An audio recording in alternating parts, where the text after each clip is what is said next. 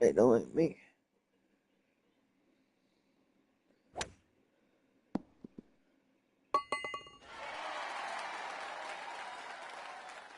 Don't hit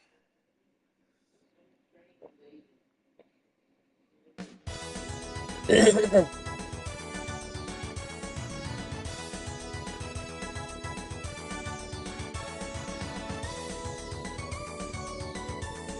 These Spartans are very good.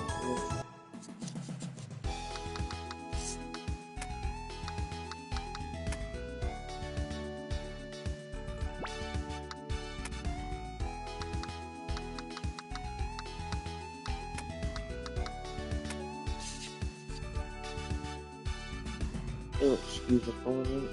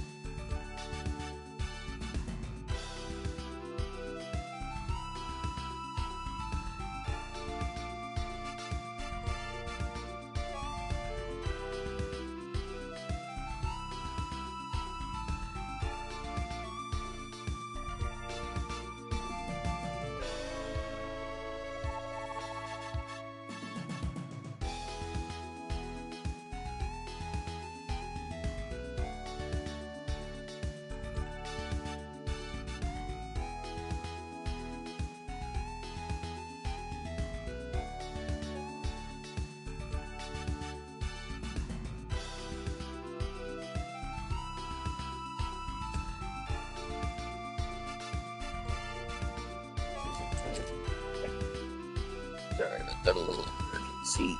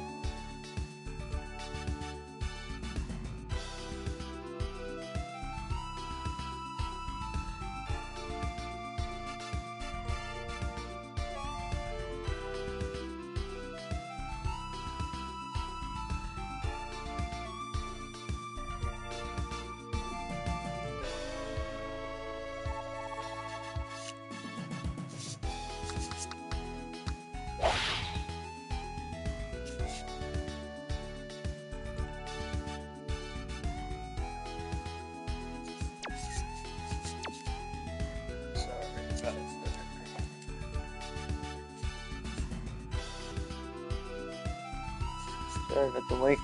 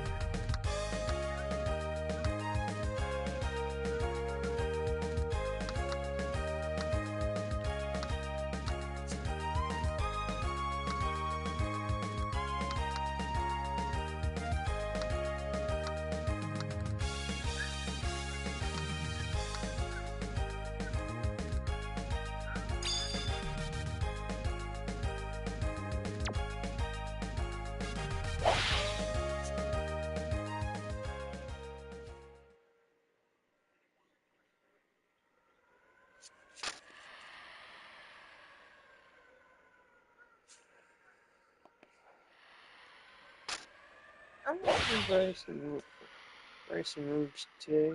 The Tigers lost, and well, I'm mad as hell.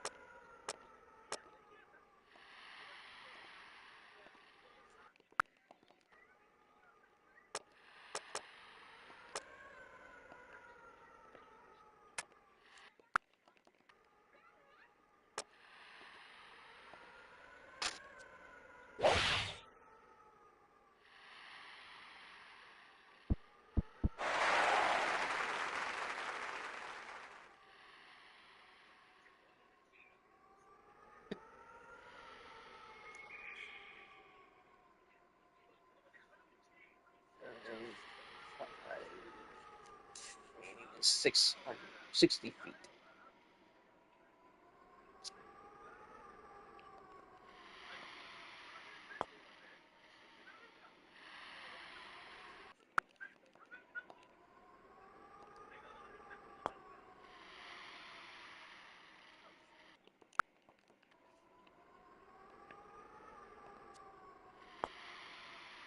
My God, we're fixing this game. No, last game.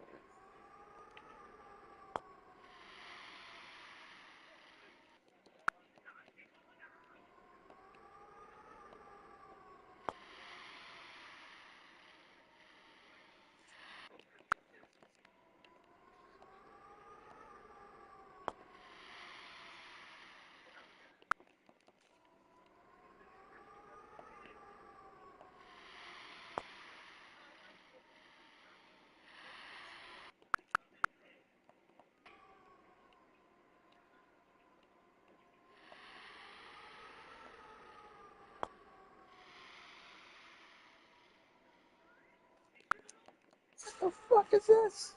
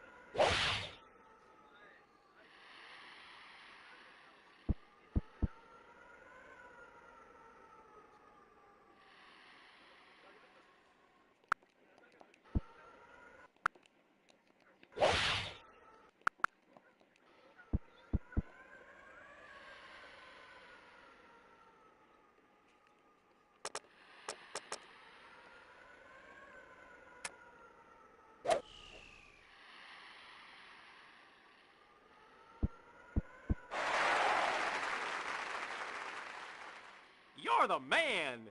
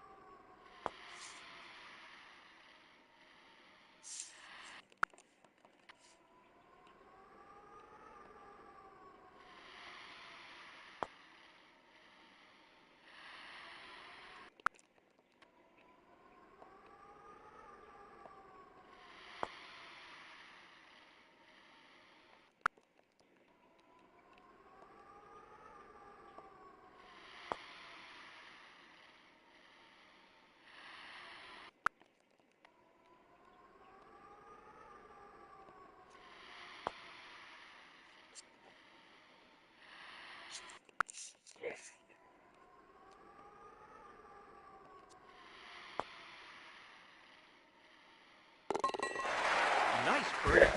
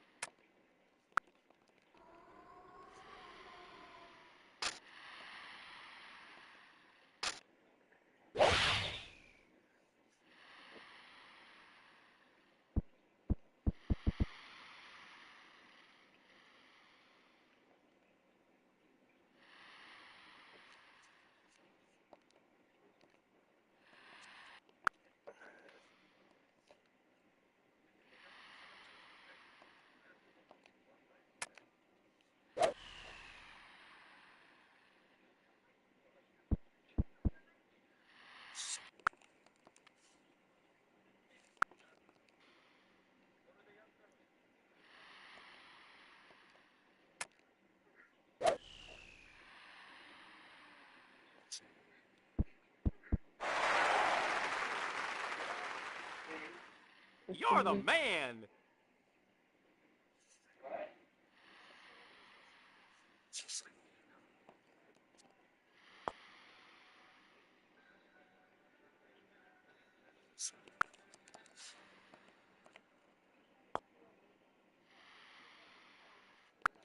You're the man.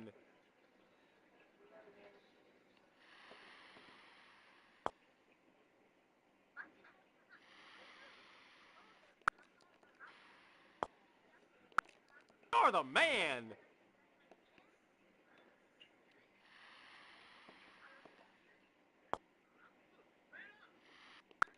You're the man.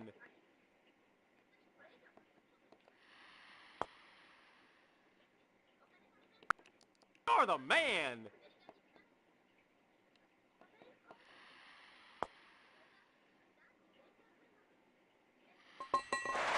Nice birdie.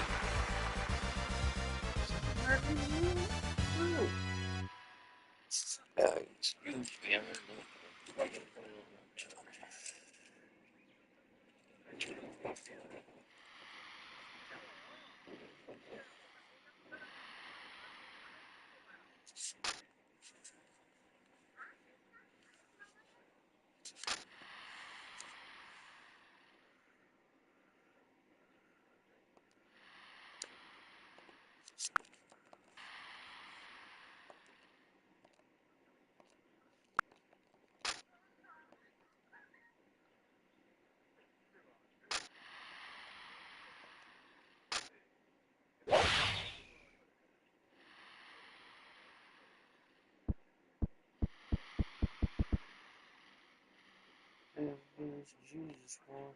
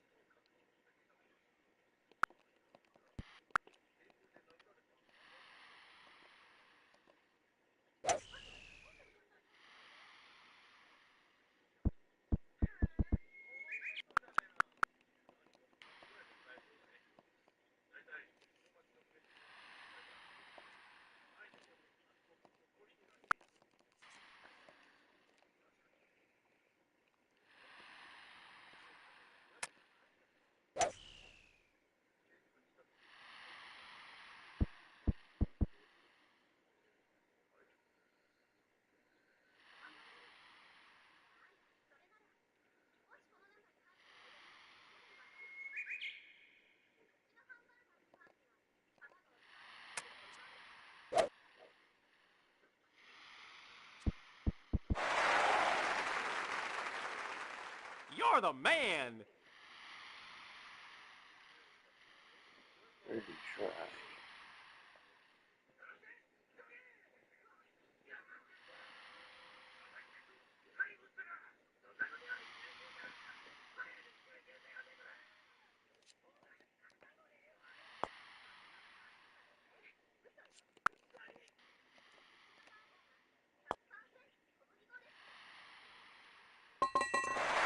Nice birdie.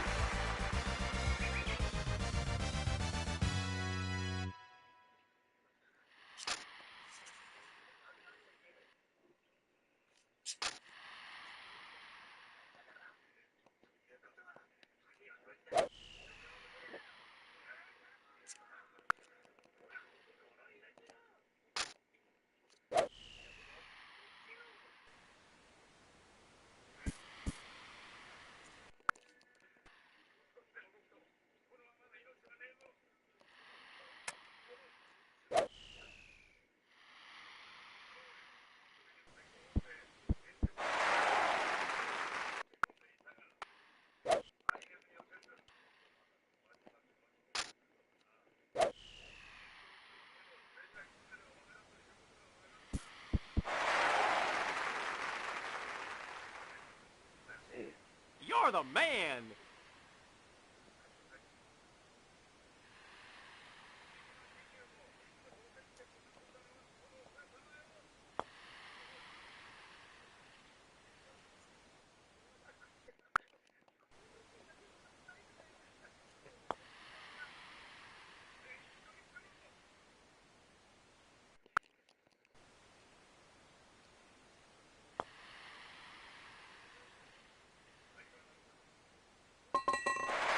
Nice birdie.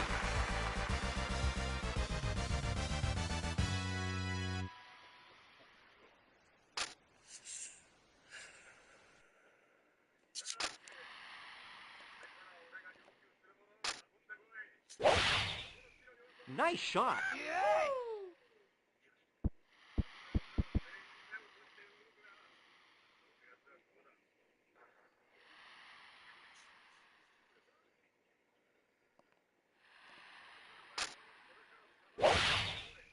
Nice shot.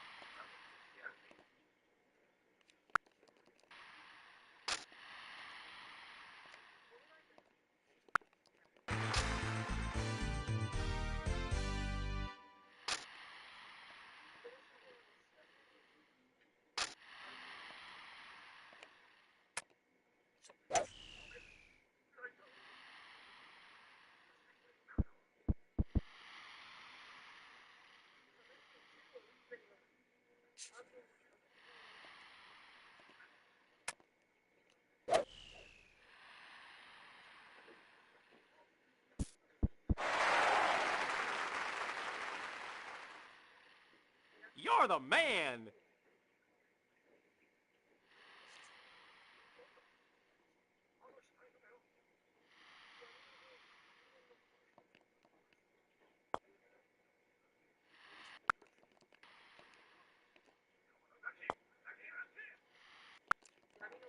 You're the man.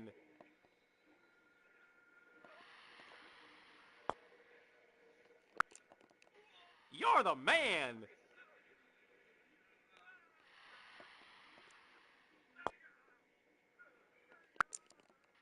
You're the man.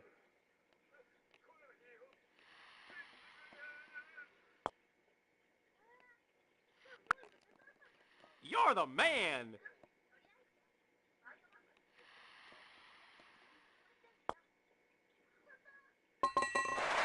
Nice birdie.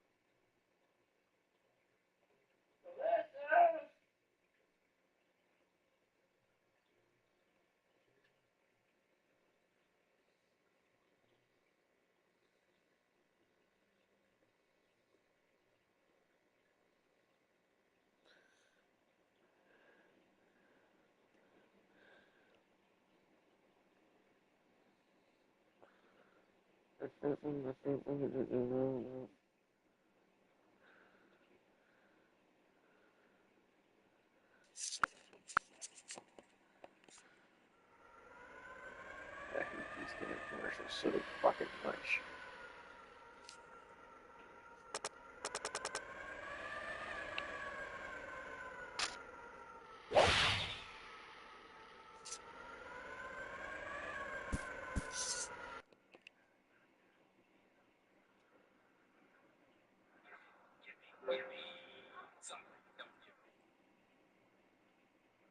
Slide play? Yeah, right. Okay, let the big guy. Give me Brain. Fuzzy. A walrus, not that one. That one. Give me that. Give me Brain. Fuzzy. A walrus, not that one. That one. Give me that. Not that. Fair break. Now we're dancing. I'll take that. Not that. Eat it up, baby. Give me something. It's in the game. It's in the game. PGA Tour Golf 2. For Sega Genesis. Hey, it's in the game.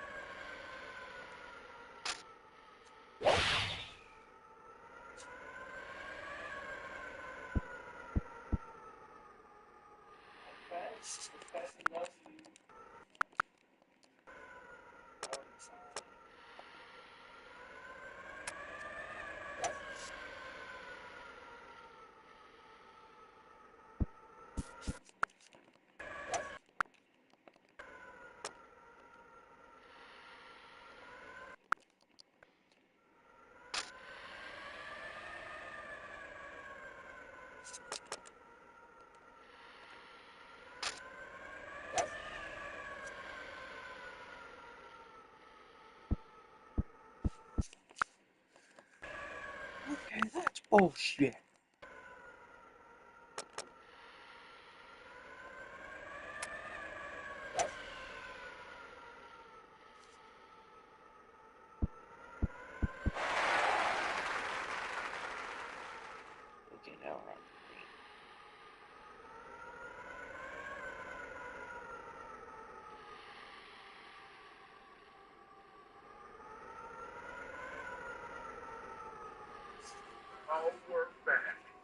last episode of Tragic and Nostalgia Vomiting, with a purple brick wall talked about the zeitgeist of millennial culture, Disney's Treasure Planet and Atlantis The Lost Empire. Two animated films that this release with us has been bonded together as cult classics. But to truly get to the essence of these two films, to truly crack their legacy, we must venture forth and take a look at both of their tie-in games. Nice birdie. Of the coveted PlayStation. Can the brilliant spectacle of their animated worlds possibly be translated into jiggly gelatinous polygonal sound effects? Let's find out.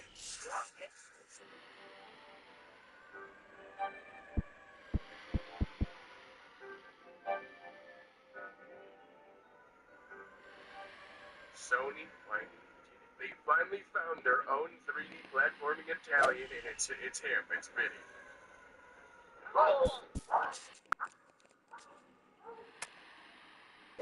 Atlantis The Lost Empire for PS1 is this sort of Donkey Kong 64 simulator type. Somehow that fits so well. Where you're playing as the cast of characters always different. You're the man. Platform your way through. Milo, obviously your standard character, you'll be controlling the most. You got his trusty Atlantean boomerang, and in typical movie game fashion, you're fighting the most random shit of bugs, giant enemy crab, and a purple tiger that Big Dick Vinny will scrap with his bare hands before stuffing it up with a grenade.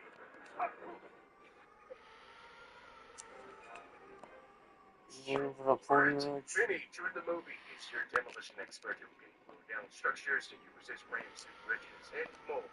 And take a guess what he does. Holy shit, I'm not calm. Yes, both things. And he's like too stout to jump, so he's kind of limited in platforming, but Nice birdie. But someone can that and not ugly. It's a whole gat to like motherfuckers up. Welcome to the great city of Atlantis. We are but a peaceful people. We ask you to put away all weaponry when entering our resisting from the west. And finally we get Hida, partway through the game, who feels pretty well rounded in terms of platforming and combat. Since she can jump the farthest and she can use her staff as an up-close and ranged weapon, you'll collect these different colored crystals which you can combine with her staff or Milo's boomerang for different effects, like the orange will wipe out enemies in a big high-storm shockwave blast. You've got the Breaking Bad blue crystal, which increases your range, stuff like that. You can basically go throughout the whole game without ever even noticing this. It's just like there if you want it. I'm sure kids playing this in 2001 totally glossed over this feature. It doesn't matter, but it's cool that it's there, I guess. The only character that isn't here is Sweetie. You get this whole diverse cast, and they're like, no, not the black one. And it's not like there wasn't room for him. It's weird. There's certain puzzles where you need a character with above average strength to move big boulders and blocks. Something Sweeney would have been perfect for. He's like the tank of the group. But they do it to Vinny, which, okay, makes sense. Vinny is OP, I recognize that. And also, Milo. Of all people, Milo, scrawny nerd boy. Hida, ancient Atlantean warrior, can't move big boulder, but scrawny-ass Milo can? What? I guess it must have been the steady diet of cake culture we picked up that somehow found its way to Atlantis. You're the man. But really, you will hardly be needing any help pickups or anything like that. I'm telling you, this is a very lax game, and honestly, I kind of like it. It kind of reminds me of those traditional Lego games in a way, where it's like it's easy enough for kids, but still engaging and relaxing enough for adults to play. It's a very chill adventure game that holds up really well for the early licensed game released near the end of the video's one's life. It's bonkers how they managed to stretch out the movie's plot to keep the game going. Nice birdie. Like here, oh shit, this door will open. Yeah, key or something. No, Excuse me for just roll one a minute. woolly mammoth frozen in a ball of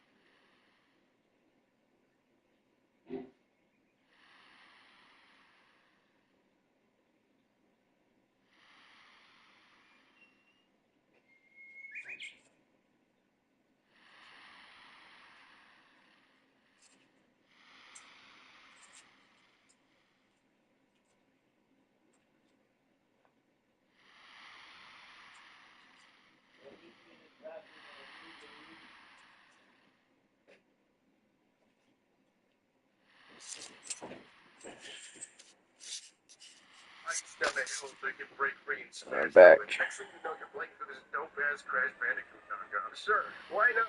They throw in just enough fun ideas like this to keep things interesting.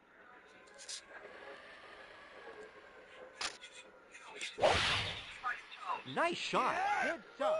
You also get these vehicle sections, which are kept simple enough that they hold up so well. Like the truck one where you're speeding against the clock while everything's crumbling around you like you pull up a Halo ring. Also, what is Milo doing in the same screen? He's like sizing you up. He looks like he's about to start asking for my mic. You're looking to walk in freaks on your first day working at McDonald's.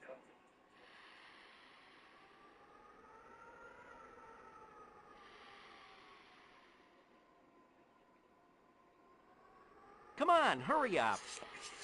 Like a good neighbor, State Farm. Yes, there. I was gonna say that.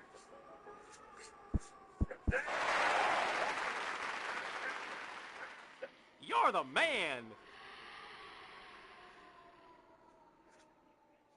Like that, Yuki doesn't stand a chance, leaving Anzu to get it for him. When Anzu takes the puzzle away from Joey, she calls him a bully, and Joey gets legitimately upset. That line really strikes a chord with him. It's a small moment, but it tells you everything. Joey isn't out Nice to hurt birdie. him. It's easily comes from a place of wanting to help and stand up for himself. His behavior was immature, but he thought he was helping. Anzu, on the other hand, is the backbone of the group. She's the one who's not afraid to speak up, even when it's uncomfortable. Honda's role here is a far cry from what fans might remember, but in a good way. In the manga and in Duel Monsters, he's barely even a character. Nothing would change if he was gone. But here in Season 0, he's full of personality. When Joey takes the puzzle from Yuki, Honda talks down to him for behaving badly. Then Joey mocks Honda for his failed run at class president. Honda retorts that it's not a problem because he's been reborn as a member of the Beautification Club, which is only a fancy way of calling him a janitor. As such, he's extremely straight-laced and obsesses over the rules. That is, until Miho enters the picture. Honda's weakness for Miho turns his whole character upside down. When she enters the scene, she says she hasn't had lunch because there is a Honda not only offers to buy her lunch, he then goes barreling down the hallway like it's an emergency before she even answers. Now, Miho might seem like a shallow character at first. After all, she wasn't a main character in the manga, and she was only made into one so the cast would have a more balanced ratio of male to female leads. But they gave her just enough quirks, as well as power over Honda, to make her a worthwhile addition. In fact, she's surprisingly cunning. There were multiple times where she had me genuinely questioning if things simply worked out in her favor, or if she had intended for things to happen the way they did. For instance, in this very scene, Miho randomly blurts out that she hasn't eaten lunch. It's possible she said this because when a person is hungry, it's hard not to think about it. But because I know how she behaves in later episodes, I can't ignore the fact she went out of her way to find Honda and say that in front of him. She didn't try to stop him from rushing to get her food either. So by the end of this one scene, everyone's relationships are understood. Yuki is weak and lonely, but kind to others. Joey is rough and immature, but he's not a bad guy. Honda's a model student with a glaring weakness for Miho, and Anzu's protective nature and leadership skills are on full display, all before anyone plays a single game. But there's one more thread quietly running in the background, the Millennium Puzzle. Yuki's puzzle is an ancient Egyptian artifact passed down from his grandfather. No one knows what its original purpose was, only that it's rumored to grant a wish to whoever solves it. Yuki believes that wish could finally bring him what he's always wanted, a real friend. But here in the first episode, that wish feels farther away than ever. After class, Ushio, the school hall monitor, offers to protect Yuki from bullies, but it's a scam. After school, he ambushes Joey and Honda and beats them up. When Yuki finds out, he is devastated. Joey and Honda weren't exactly kind to him, but they definitely didn't deserve this. He tells Ushio to leave them alone. Ushio demands 200,000 yen from Yuki in protection fees, and tells him if he doesn't pay up, he will become Ushio's next victim. That night, Yuki can't sleep, so he stays up late working on his puzzle, and he nearly completes it. He's only one piece short, but he can't find the last piece. In a panic, he rushes back to school to search for it.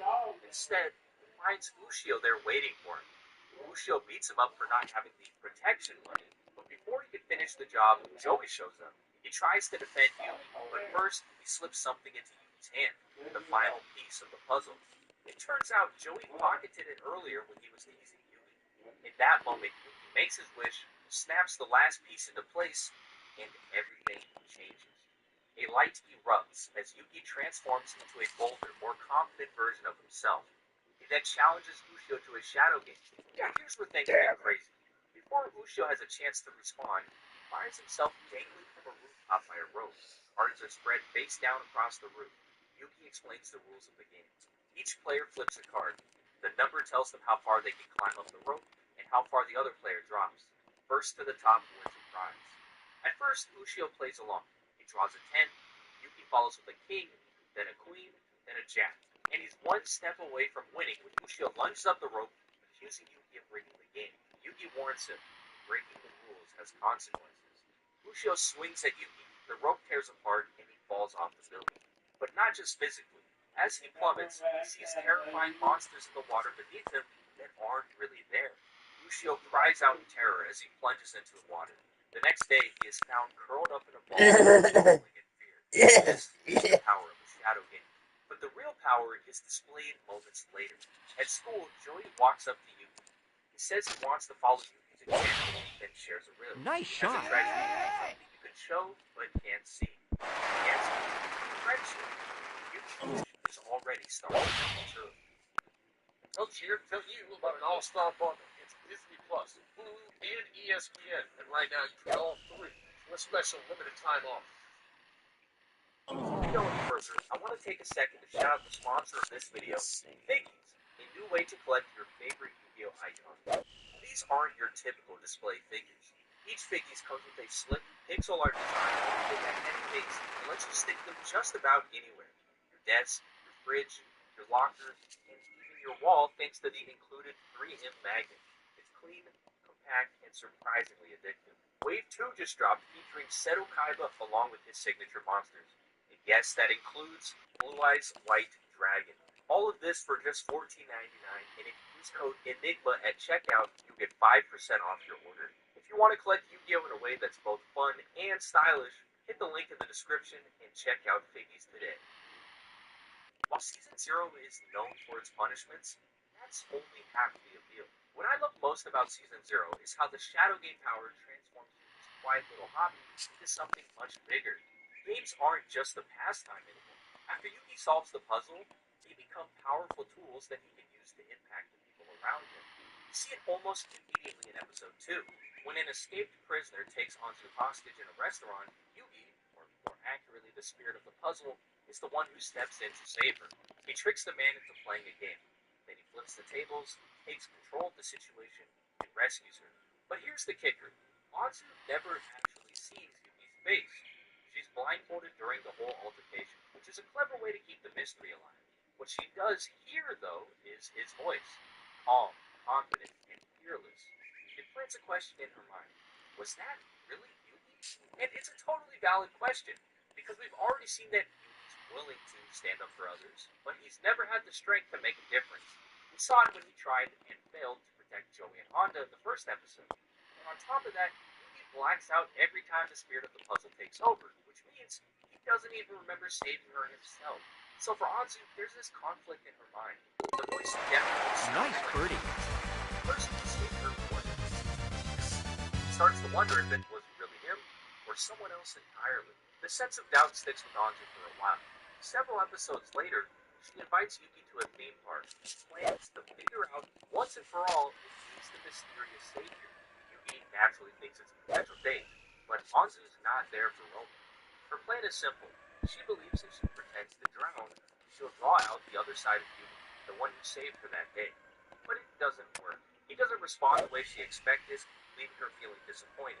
So she retreats to the Ferris wheel. What she doesn't know is that things are about to get way worse. A threat is called into the theme park, claiming most of the Ferris wheel carts have bombs planted in them. When the police evacuate the park, Yugi sees Anzu is in real danger.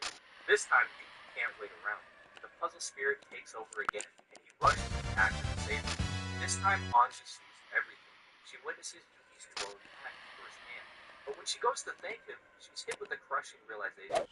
Yugi's back to his old self. He's shy, he's nervous, he's not the confident person who saved her moments before.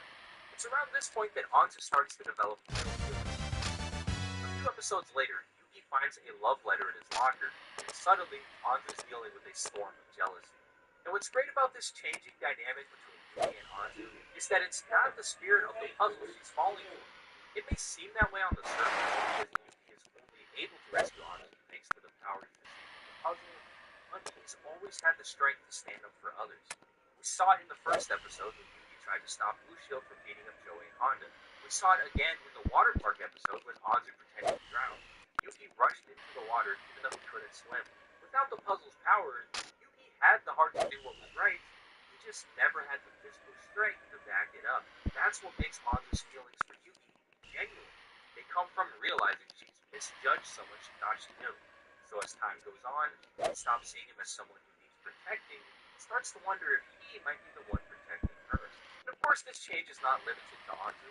When we first meet Joey, he's a bit of a jerk. But when he runs into Lucio, a real bully, it's clear the two aren't the same. Lucio thrives on cruelty and extortion. Joey, on the other hand, believed Yuki was benefiting from his teasing. When Yuki confronts Lucio for his actions, Lucio only doubles down. But when Anzu calls out Joey for picking on Yuki, he denies it and then runs at the first chance he gets because he can't handle the comparison. Then, after Yuki steps in to protect Joey and Honda, Joey returns the stolen piece of Yuki's puzzle, enabling Yuki to stop Lucio once and for all. That's when we see the truth. Joey was never a bad guy. He was putting on a facade, only trying to look tough. By standing up to Lucio, Yuki forces Joey to recognize his strength. Then Joey finally opens up, declaring friendship with Yuki. But the transformation isn't yet. Later, an old friend named Hirutani invites Joey to join his game. Initially, Joey refuses, but when Hirutani threatens to hurt Yuki and Honda, Joey reluctantly agrees. He stops attending school and keeps the situation a secret, leaving all of his friends confused. It's only when Yuki and the others search for him that we begin to understand why. Visiting his home, they find nobody answers the door. Leo, who as impatient as ever, forces the door open, and a bottle smashes into the door, accompanied by a drunken tirade. Suddenly, everything breaks. Joey's home life is delinquent his home. Against the world, he feels will abandon him if he's not always the toughest guy in the room. It also explains why Joey struggles to trust others. He keeps everyone at a distance until he can find a solution to his Hirutani problem, because he doesn't think his friends can help him. It's only when Yuki and Honda help him take down the game that he begins to trust his friends. Interestingly, Yuki harbors a similar fear when it comes to Joey, but first, I want to talk about the rival character, Seto Kaiba. Those Sundays hit different when you're early. You're right. Saturday. Nice birdie. Kaiba doesn't start out as a friend, or even an friend.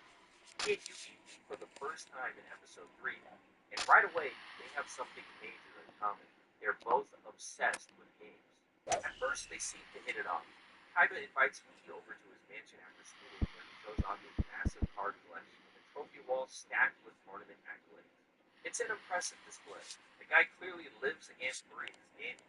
Then he asks if Yuki owns any rare cards, so they head to Yuki's family game shop, where Yuki's grandfather shows them their rarest card, the Blue-Eyes White Dragon. Kaiba is stunned. He offers a briefcase full of rare cards in exchange, but Yuki's grandfather refuses. It's not about rarity or value. The card came from an old friend, so to him, it's priceless. Kaiba apologizes, seemingly understanding the situation, and then he goes home. The next day, Yuki brings Blue Eyes to school to play with him. Kaiba secretly swaps it for a fake Tom. Joey and Honda catch him, then Kaiba has them beaten up by his private security when they confront him. Yuki arrives soon after. At first, Kaiba plays innocent, claiming Joey and Honda deserved it for accusing him, but Yuki isn't buying it. He tells Kaiba he also noticed the card had been swapped. He was just hoping Kaiba would return to his home because he thought they had a special connection as fellow game enthusiasts. Yuki pleads with Kaiba, trying to get the card back. Kaiba attacks him and says you have to win by any means necessary. This is when it becomes clear the two couldn't be more different. While it is true that both obsess over games, they do it for completely opposite reasons. Yuki uses games to make friends, and of course, after he solves the puzzle, they become tools of justice. Kaiba, on the other hand, is all about competition. He doesn't even care about the games themselves. He's arrogant, and he uses games to dominate others to keep his ego. After Kaiba strikes Yuki, the spirit of the Millennium Puzzle takes over and challenges Kaiba to a shadow game. They play dual monsters. Kaiba eventually summons the Blue Eyes he stole, expecting it to win the battle, but the card refuses to obey. It sacrifices itself, leaving Kaiba in shock. Yuki explains this is because Kaiba's heart is not in the card. Then Yuki revives Blue Eyes with Monster Reborn and turns it against Kaiba. But just before defeat, Kaiba activates a card that forces the match to end and draw, making him the first person Yuki fails to defeat. Still, Yuki recovers the stolen Blue Eyes card. Kaiba flees, storms into his trophy room, and smashes everything. Officially, the duel ended in a draw, but to Kaiba, failing to win means the same as losing, and that loss sends him into a spiral. From there, their paths diverge. Yuki continues to strike out bonds and even forms new ones, but Kaiba isolates him. Kaiba's father scolds him for building an entire theme park without permission. You're the man! Kaiba reveals he's already seized control of the company and pushes his father aside. Later, he even betrays his brother Mokuba, subjecting him to a simulated punishment after he loses a match. For Yuki, that's the tipping point. He saves Mokuba from the simulation and uncovers Kaiba's past. Mokuba pleads with him to save Kaiba rather than destroy him and punishment him.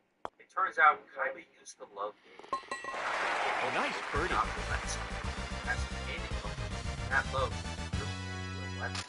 And the ultimate irony is that Kaiba used a game of chess to convince the CEO to adopt Mokuba and himself, which means use the game to help someone he cared about, similar to how Yuki uses games now. But somewhere along the way, that purpose was buried. Now it's time for the rematch. The duel plays like a thesis statement for the rivalry.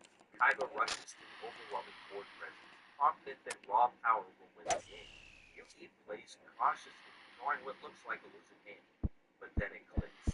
Exodia erupts onto the field and completely obliterates Kaiba's 3 Blue Eyes White Dragons with a single attack. It's the perfect metaphor. Exodia is only possible through unity. 5 separate pieces that are useless while alone become unstoppable together. He wins because he's been drawing on the thing Kaiba threw away, connection. But in a surprising turn of events, Yuki doesn't punish Kaiba like he did to his other foes. This time, the spirit of the puzzle does something different. He uses Mind Crush. This is another interesting twist on the Shadow Game Power. In case it wasn't clear already, the spirit of the puzzle isn't just an alter ego for you. He's a separate being in the same body, a Dark Lord. He seems to enjoy doling out punishments, and across the series, he shows little hesitation in tormenting those who break the rules. In a lot of cases, the punishments will be just, but there's always a cruel edge to them. And at the end of the day, not all of these games are that serious. But Kaiba here definitely earned a punishment. He stole from Yuki, kidnapped his grandfather, assaulted his friends, and orchestrated an entire nightmare theme park just to get a rematch in a card game. The spirit had every reason to destroy him, but he doesn't. Why? Because Mokuba tells him who Kaiba used to be, a kid who loved games. The same way. You're the man! So when they face off for their second duel, the spirit of the puzzle doesn't just see a villain, he sees someone who's lost sight of what games are for. So instead of punishment, he offers Kaiba something else, a second chance. This is pretty much what the Shadow Game Power becomes from this point onward. I know Mind Crush makes it sound like a violent. You're the man! That would be a better title for what we've seen leading up to this, but it's the removal of the hatred and loneliness that hollowed Kaiba out in the first place. So when the duel You're ends, the man! neither of them walks away the same, and that's the mark of a good rivalry.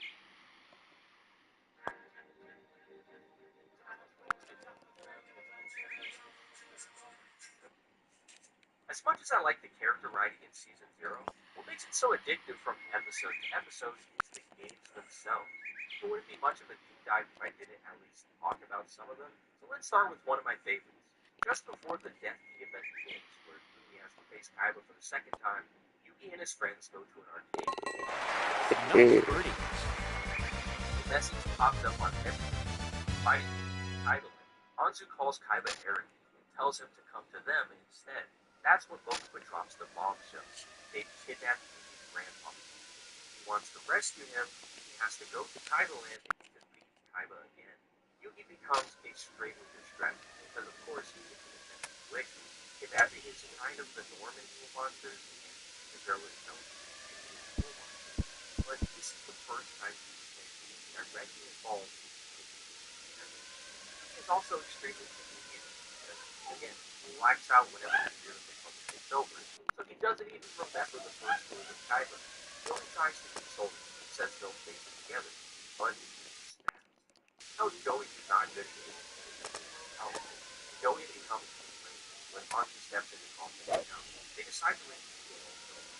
Yuki sits down at his arcade plays the fight to get some random time. You're the man. Eventually, the stranger stands up and brutally assaults him. Then he steals the Millennium Puzzle and leaves the arcade. Joey returns and finds out what happens. He chases after them. Joey catches up to him and threatens to beat him up if he doesn't return the necklace. The thief says a real fight would be too boring because he challenges Joey to a game. Joey is still stinging from what he said earlier and steps him down. He's determined to prove he's not using it. If he can, win the game. The rules are simple. They stand on a narrow water pipe suspended over a rushing stream. The first one to fall. Here's what makes it seem so good. Joey doesn't resist. He dodges and leaves. He holds his ground. His opponent pulls a weapon and starts swinging, but Joey doesn't hit. Instead, he cracks open a can of soda he's had in his pocket. It explodes from all the movement, spraying directly into the attacker's face. The guy slips and falls. Joey takes back the puzzle and returns it to him. This moment ties off a ton of wrestling. It shows Joey isn't just some brawler. He actually learned. Yugi called him bad at games, but there he is, winning on his own. And more importantly, he wins without using violence. In a game that's literally a fist fight on a pipe, he wins with quick thinking, not using strength. It's the perfect sign that he's matured. It also reminds us how vulnerable Yugi is without the puzzle, especially when his friends aren't around. If Joey hadn't been there, things could have gone. Nice birdie. Really nice and we are work together to keep this alive. Next, let's jump into one of the weirdest scenarios, the popularity contest. It's supposed to be a lighthearted event for Yuki's school, but of course, it quickly spirals into chaos. At first, Miho wants no part of it. She thinks the whole thing is shallow, but that changes the second she hears there's a new transfer student watching the event. By the way, it's Kokora, but nobody knows who he is yet. Suddenly, she's all in. Anzu joins in too, and then Joey signs up because the moment that's actually kind of sad, he hears there's prize money. Given what we know about Joey's home life, it makes sense that he would really need money. Actually, it's not a girls-only contest, but Joey is the only guy who enters. And when he realizes that he has zero chance of winning, he's the only guy, he shows up to the finals dressed as a woman. Yeah. The crowd doesn't mind for a second. Someone throws something at him, he gets into a fight with somebody in the crowd, and then immediately he is disqualified. But the real chaos doesn't start until That's Naoto, shame. an upperclassman, shows her true colors. She's the reigning champ with a perfect track record to get once she realizes she might actually lose, she starts cheating. First, she sabotages Miho's dress. Then she straight up knocks her unconscious backstage before the final round. Yuki finds Miho passed out and puts the pieces together fast. Then she challenges Naoto to his shadow game. The setup's deceptively simple. Haruto's costume is a bouquet of roses. They take turns pulling 1 to 3 roses from the bouquet. Whoever pulls the final rose loses. Haruto thinks she's got it figured out. She manipulates the turns, thinking she's left with no way to win. But she forgets one crucial detail. There's an extra rose pinned in her hair. Yuki plucks it, hands it back to her, and just like that, Swimming in the lake. Wow. He wins. Haruto still wins the popularity contest, seeing as Miho was unconscious, but she's hit with a punishment game that warps her perception. She hallucinates the crowd, seeing her as old and hideous. Now the spotlight she fought so hard to keep becomes a prison she can't escape from. What makes this one so fun is just how simple the rose game is. It's a basic last turn puzzle, but the execution is insane. That twist at the end genuinely caught me off guard. I completely forgot about the rose in her hair, and clearly, so did she. And the punishment was perfect. Her dream of winning becomes a nightmare she can't escape. Ignored by the crowd, and get haunted by the belief they see her as hideous. It's kind of perfect. Now let's talk about one of the most intense games in all of Super the Ferris Wheel Bomb. It starts as a lighthearted day at a water theme, but then somebody calls in a bomb threat, and suddenly the whole park is evacuated.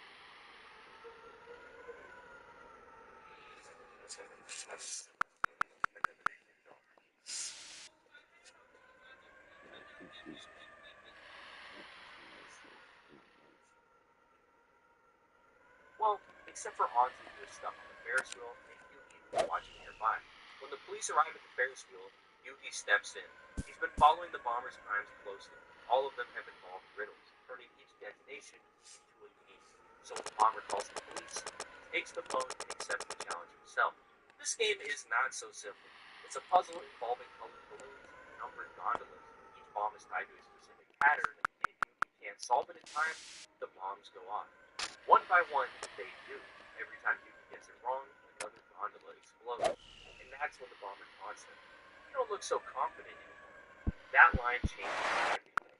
It proves the bombers nearby watching.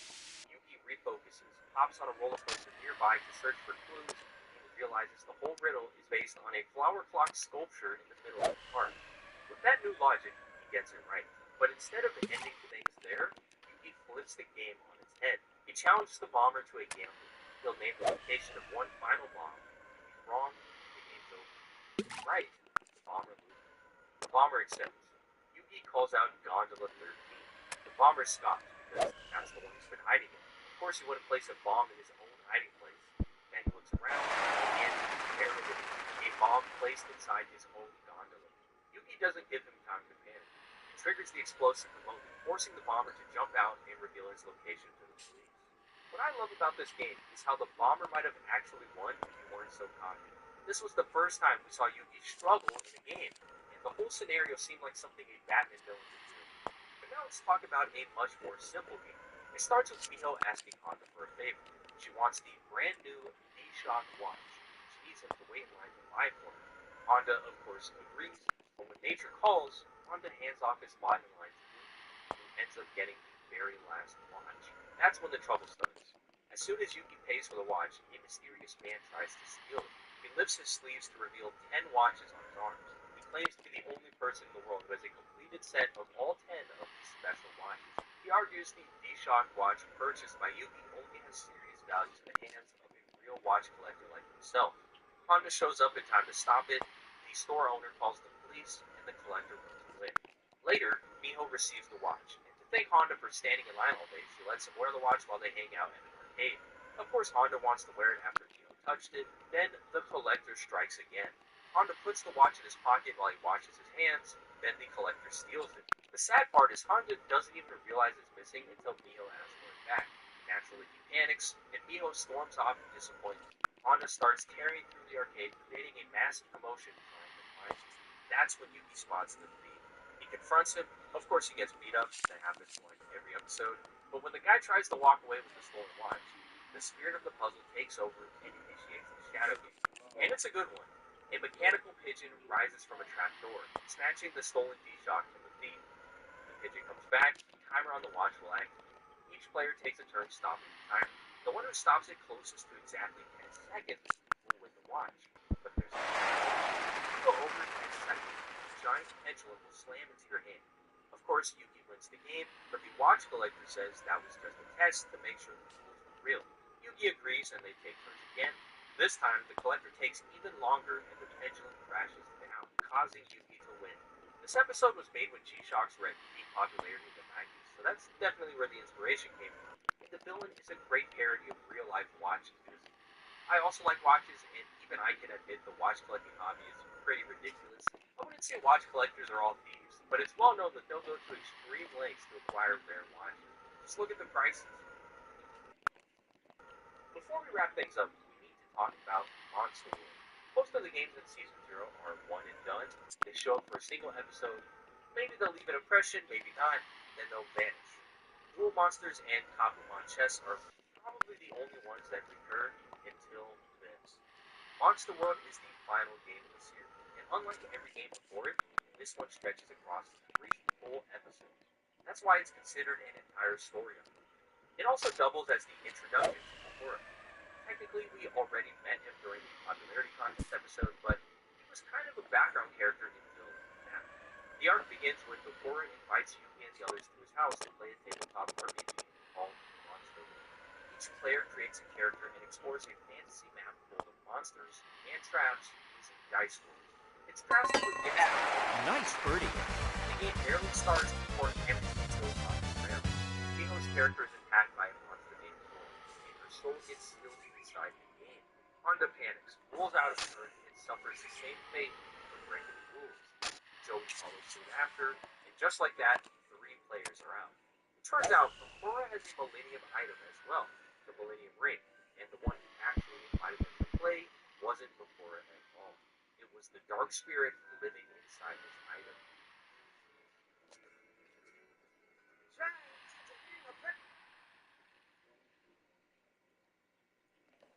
That's when the spirit of the puzzle takes over.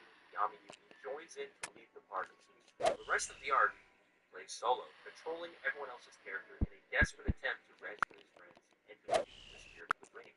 On paper, this setup is awesome. It's a perfect escalation of the Yugi's last opponent isn't just another cheater, it's a Millennium Item wheel. We've seen something like this before with Shoddy, but Shoddy was more of a spiritual examiner. He was a good guy testing Yugi's Nice shot. Bakura, silently, is something else entirely, unambiguously. I also love that Yugi's friends are directly involved. Everyone in his group is participating in this one game. For the first time, Yugi is fully aware of the spirit of the puzzle and chooses to fight alongside it. That's a huge shift from earlier in the series, when the puzzle's power felt more like a mysterious force than a trusted partner. But for me, this arc doesn't quite stick the landing. I don't hate it. I think Monster World is conceptually one of the coolest ideas in the series. But it's also the only time in Season 0 where I found myself zoning out mid-game. And considering the stakes are higher than ever, with life or death tension, that really shouldn't be happening. Again, the issue isn't with the idea. It's the execution. The reason Season 0 is able to get away with introducing so many different games is the simplicity of the rules. Here in Monster World, it felt like there were too many moving pieces. Not enough time was spent setting it up. And I know Duel Monsters, aka the Yu-Gi-Oh! Card game, is notorious for its complexity. But here in Season 0, they do a really good job of keeping everything simple so that the audience can follow. The closest thing we get to an info dump in the entire series is a brief moment in Episode 3. He tells Kaiba how many cards to start out with, how many life points to start out with, and that losing all of your life points will result in a loss. It's funny because it happens right after Kaiba claims to be an expert of the game. And earlier in the same episode, Kaiba showed off his massive card collection and trophies in one. You can safely say Kaiba already knew how to play the game. But of course, he said this to inform us, the audience. Setting aside that one exception, the rules of nearly every game in the show can be explained very easily with visual storytelling and maybe one sentence to go along with it. Granted, the Monster World arc doesn't have any egregious info dumps, but the pacing is really bad, especially when we're used to games ending in the same episode at the end. I understand what they were trying to do, and I still think Yugi vs. Bakura is a great final matchup. But if I'm being honest, it's the only game in Season 0 where I did not fully engage, which is a shame, because this game had so much potential. Those are just my thoughts. If you haven't seen it yet, go and watch it right now. There's even a fan dub in on YouTube. You've got no excuse. Huge thanks to Figgies for sponsoring this video. Don't forget to subscribe.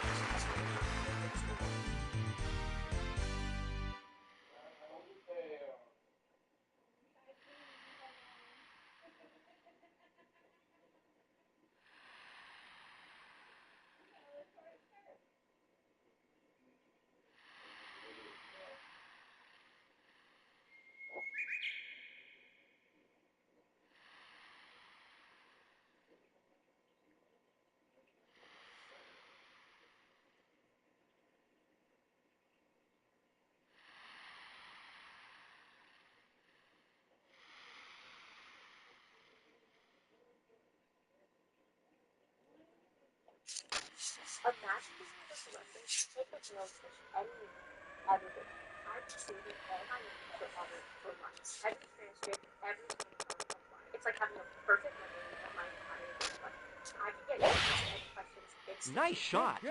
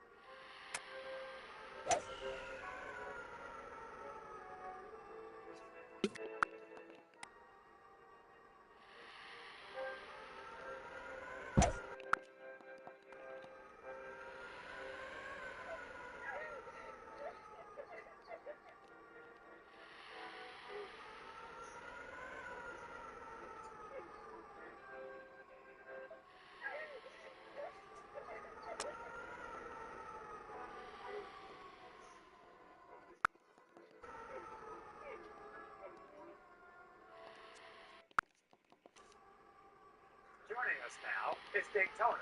And backstage, raised in foster care by a very strict family. Then when she turned 18, she was ready. Daytona says she was raised in foster care by a very strict family. Then when she turned 18, she admits we went wild. Not only did she start drinking marijuana, but she slept around and she wound up getting pregnant. So today, because of Daytona's sordid past, Jerron not only doubts that he's the father of their son David, he believes he's what he named.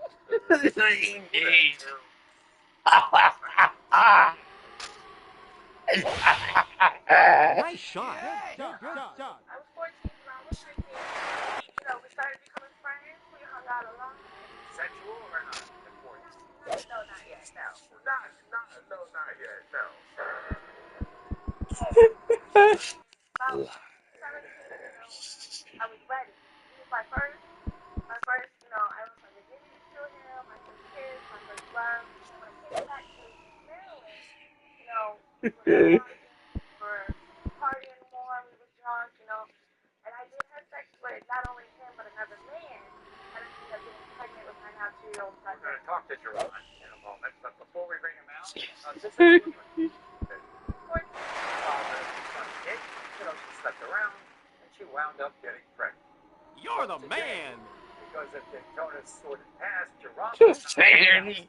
father of his son David. He believes he's what he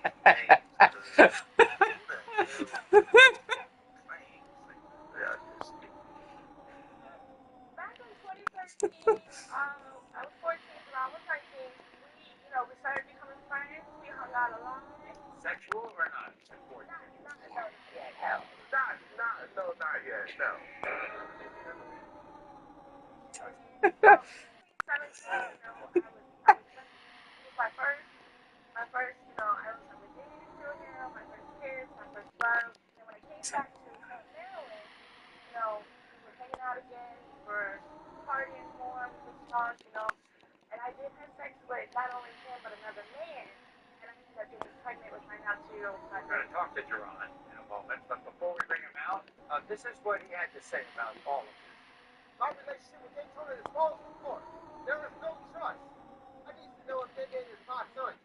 I raised him since day one. Daytona admitted that she slept with other guys trying to do it, that she got pregnant. I think Daytona had been cheating the whole time. I left town for 1 week. When I got back, Daytona had hit all over her neck. The very next day, someone told me she slept with that dude. Daytona swear they all they did was kiss, but I don't believe that for a second. Also, I think she cheated with one of her own kids. They slept together. You didn't cheat on yourself? Daytona tried to be a cheat. I hope I am wrong. I do want to marry this girl. But if she has to cheat on me, this relationship is over. We're going to do the lie detector test. Nice birdie. Daytona. Besides kissing the one man you admitted to, did you engage in any other physical sexual acts with that man?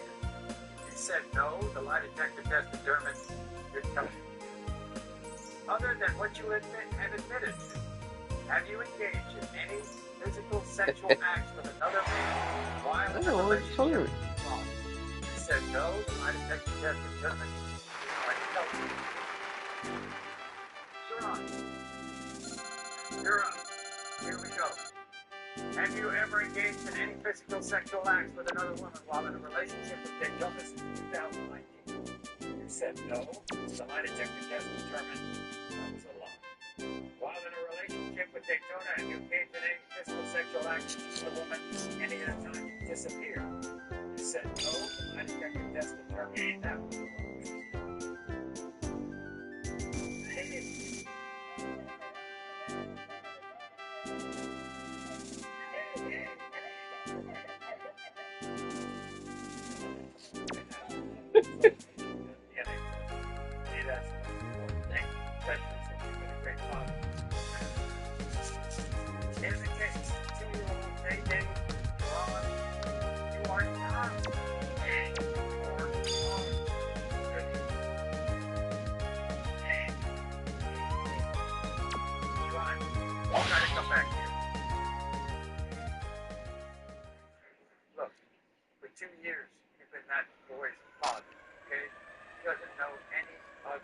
Oh,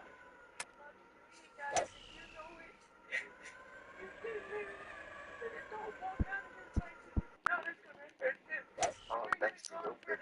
Thank you. Oh, One thing to be a birth father, another thing to be a dad. You're the dad. In a lot of ways. Everyone, let's welcome Andrea to the show.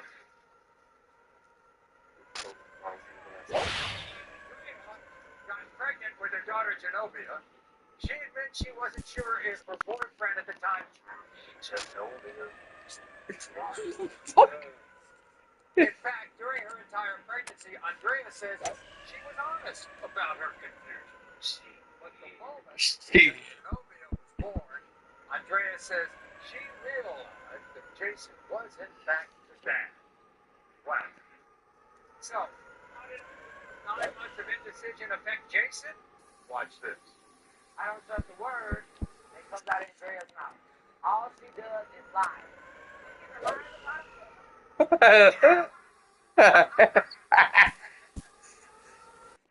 She's really. I guess it takes a man trust, but she denies it.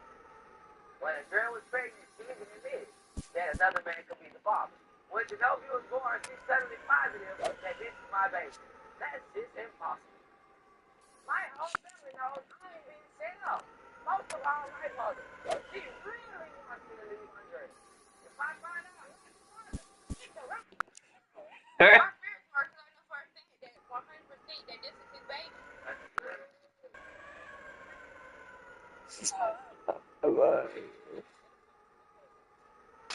Told him that you were pregnant.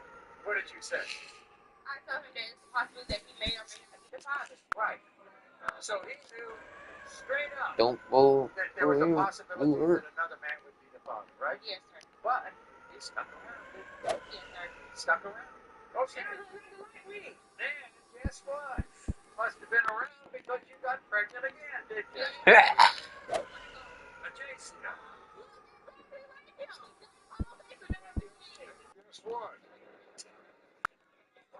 Doubts her too. Yes, he does. You think they look alike?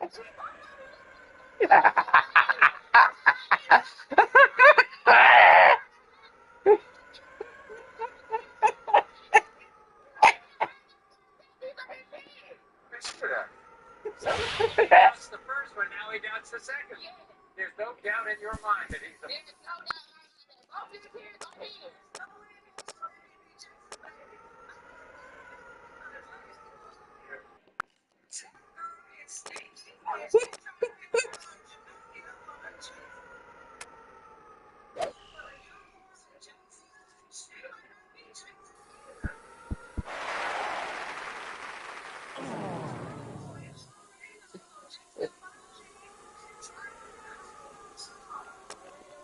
Like I said, if that is my baby, I will step up and be a good daddy to both of them.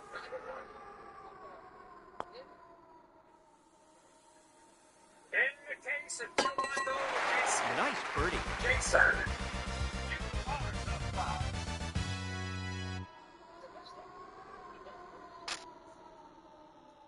And in the case of 1-year-old Genovia, Jason, you are not.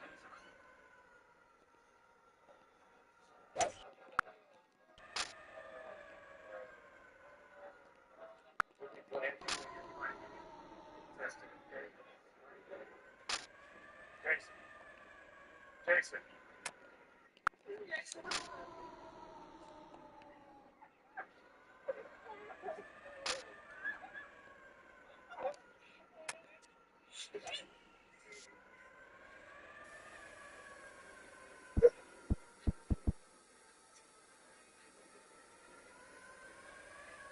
a good guy.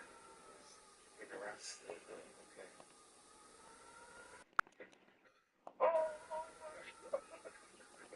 Welcome to Cole to the Mara Show. Woo. When Nicole was living with a man named Dwayne, she was a single mother working tirelessly as a healthcare assistant to support their household. She worked 7 days a week. During that time, Nicole said Dwayne was very busy as well, playing video games. So, feeling frustrated, Vader slept with another man one night. But because of that one night, Dwayne now denies he's the father of their 1-year-old daughter, Peyton. What? I'm so angry that my boyfriend Dwayne is denying our daughter Peyton. 22 years old, and I'm busting my ass to take care of our baby, practically by myself. You dumb motherfucker. Practically by myself. Hey. Dwayne and I took a break because I was sick of being the only one working and the only one with my life together. Dwayne was a boss who literally sat home all day playing video games. He had no ambition, so I had to go. I admit I had sex one time with someone else. But I still hooked up with Dwayne too. I told him the truth from day one, but I'm still 100% sure that Dwayne is the father. Whenever me and Dwayne get in arguments, he just leaves. I'm on Spanish for weeks, by myself, taking care of our baby. He better stop being a boss and start being a parent. Fuck you. You really think you can't have kids? No, I don't. Just because you haven't had any? I mean, I'm 26. But the girl you were messing with said she was pregnant, right? But it wasn't mine, right? I didn't know that. You're in me.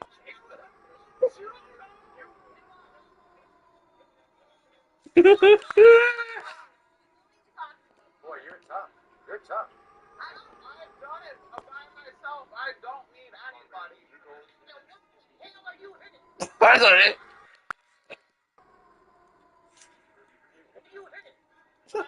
Why the hell are you here? Now, what the hell are you hitting?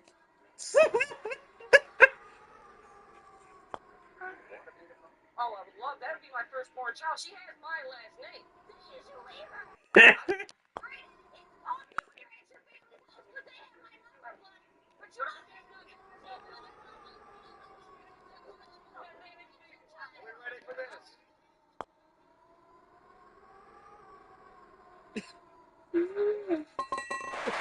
Nice birdie. I hope that's my child. I really do. I hope that's my firstborn child. When it comes to 1-year-old Peyton Dwayne, you are not.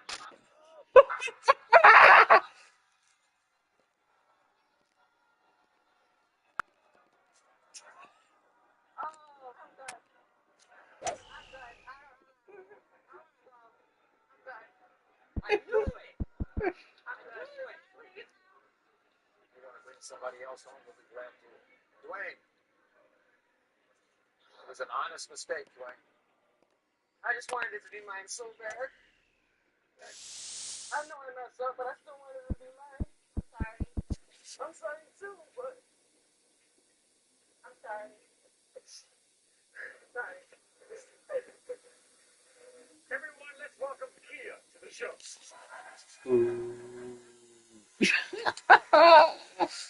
This is something you see rarely on this show. Because Kia is a man named Lil Juan.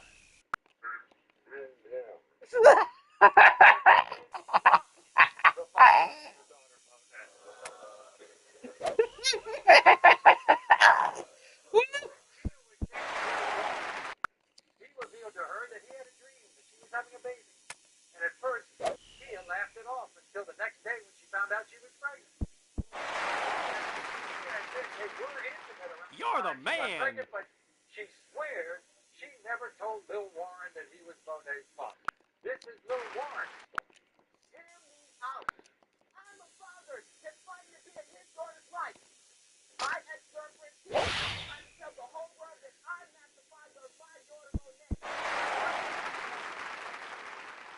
You're the man. And Kia told me she was pregnant with my baby. And guess what? That dream is true.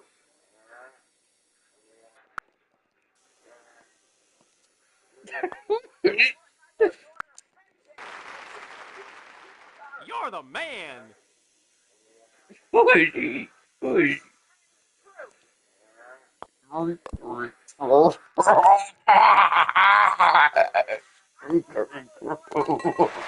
Nice birdie.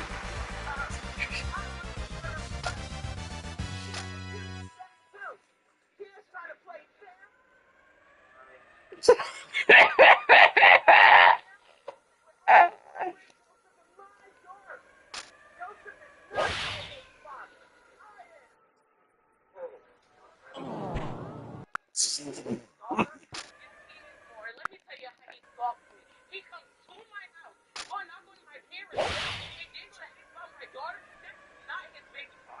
So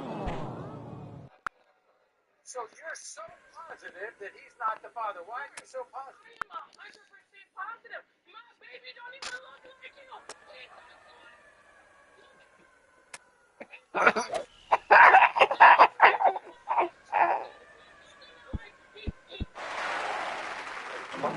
No, I How can you claim that he's the dad if What are you doing? Stupid stuff had a dream. Talk about, oh, when I was he had a dream? yes, he had a dream. When I went to his parents' house and knocked on the door, and I was just going to speak to his mother. He's going to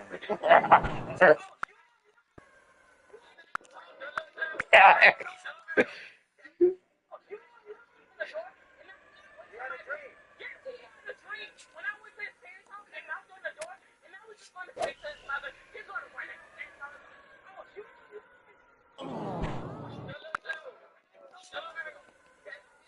that she was pregnant. She dropped that baby off at your house, didn't she? Yes. And then after that, she played a magician and did a kiss the bird. I sure did, because you ain't the mother. So Bella, and when it's the train,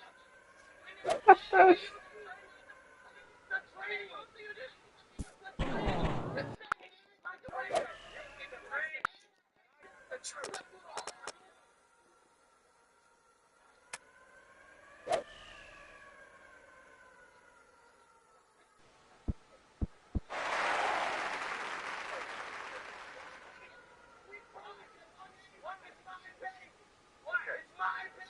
Okay, here we go. When it comes to 1-year-old Monet, Lil Warren, you are not.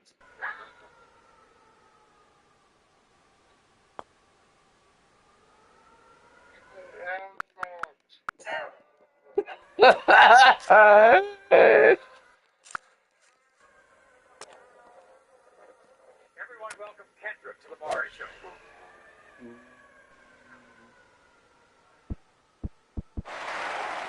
I'm going to show you a beautiful picture of her daughter, Kimberly. Backstage is her ex-boyfriend, Jeff. Now, these three are here today for Jeff. Her name is Jeff. It's in the trap. On the one hand, Jeff says he loves baby Kimberly, wants to be her father.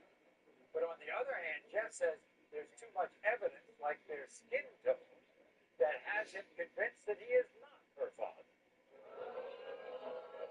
You see, there's one person who isn't conflicted at all, and that's Jeff's sister, Aisha. Because Aisha is certain that her brother Jeff did not get Kendra pregnant. I sure did. You're angry at this guy, aren't you? Yes, I am. Why? Because he keeps denying my daughter. You ain't the father, so big ass idiot. Look at this picture. Looks to be deceiving. He looks just like her. He keeps denying my daughter. You ain't the father, so big ass idiot. Yeah. You ain't the father, so big ass idiot. Look at this picture. Looks to be deceiving. He looks just like her. Same nose, same head. Looks to be deceiving. Yeah, he's a father. You ain't the father, so big ass idiot. Yeah. This picture. Looks to be deceiving. He looks just like her. Same nose, same head, same lips.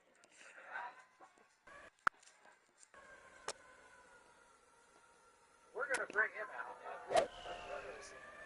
We're going to hear from Aisha. Here she is.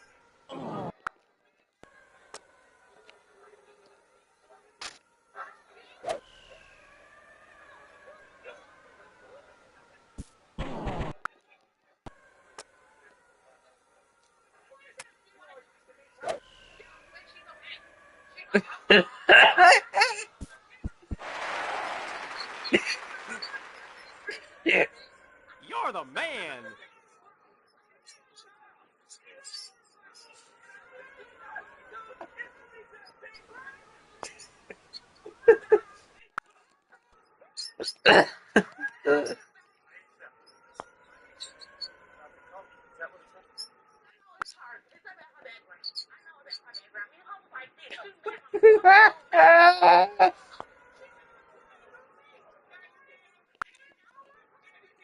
She's messed with a lot of guys. Is that what you I'm living a nightmare. I'm trying to stay the father so beautiful.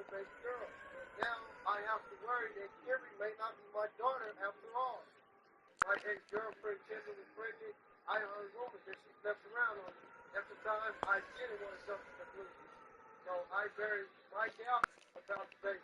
When Kimberly was born, I couldn't believe my eyes. She came out white. My sister Aisha tried to warn me that Kendra had a bad reputation. She even told me that Kendra slept with other men in my family. All I want is to hear the word Kim, you are the father. Because if I don't, it's going to destroy you. Everybody here's Jack. Nice birdie.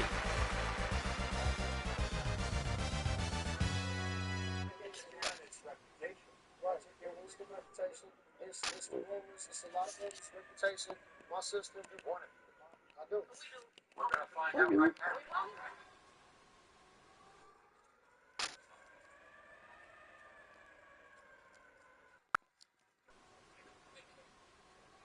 When it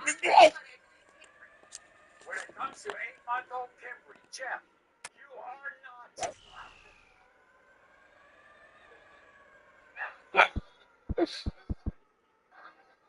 To 8-month-old Kimberly.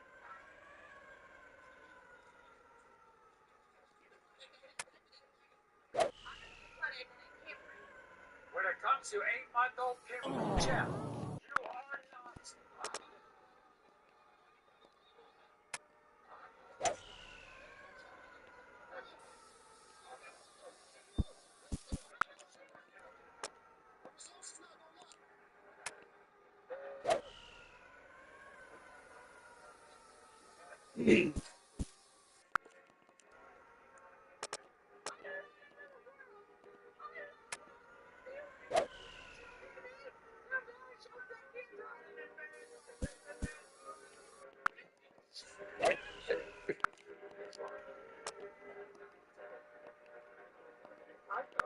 Life goes on. She just said life goes on. But how about poor Aisha and her brother Jeff? She didn't know that. She didn't know that.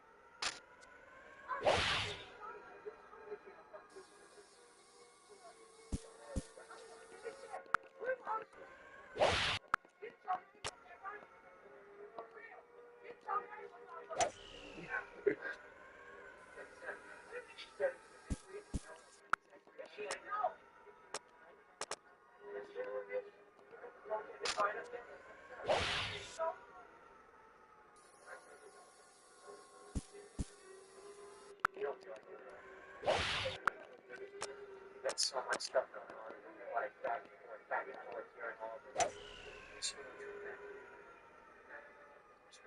The truth hurts. Yeah.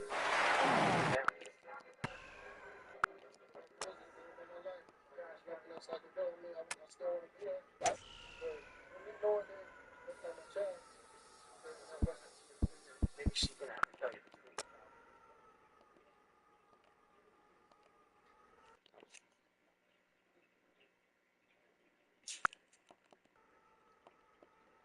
Whether you're a professional or just love getting hands-on with your home projects, Harbor Freight offers quality hand tools backed by a lifetime guarantee.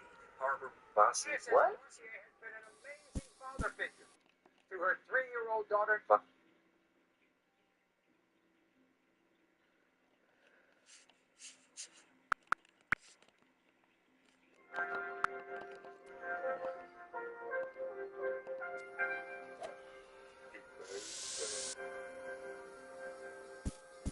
Yeah, fuck.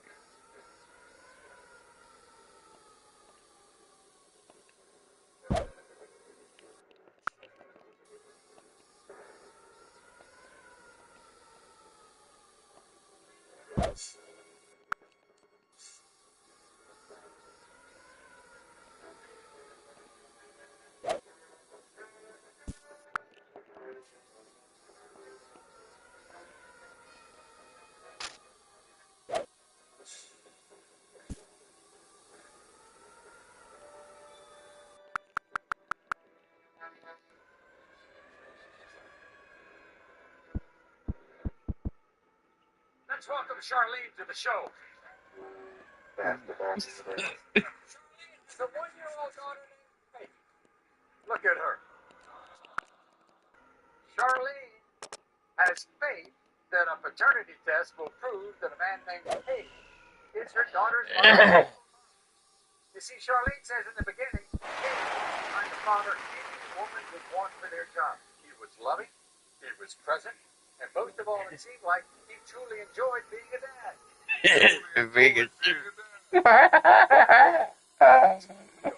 It all changed when Paige started to deny that he was her father. All of a sudden, He wasn't this man who he is now. And that's why I don't understand how he can change the heart like this. And when we on a wanted dime, kids, on a dime, on a dime, just like that, Maureen, we wanted kids. We tried to Nice Who birdie. did it in a doctor's home? Let's have kids. And then, as you know, I was pregnant. We was happy. We was excited. This is what we wanted.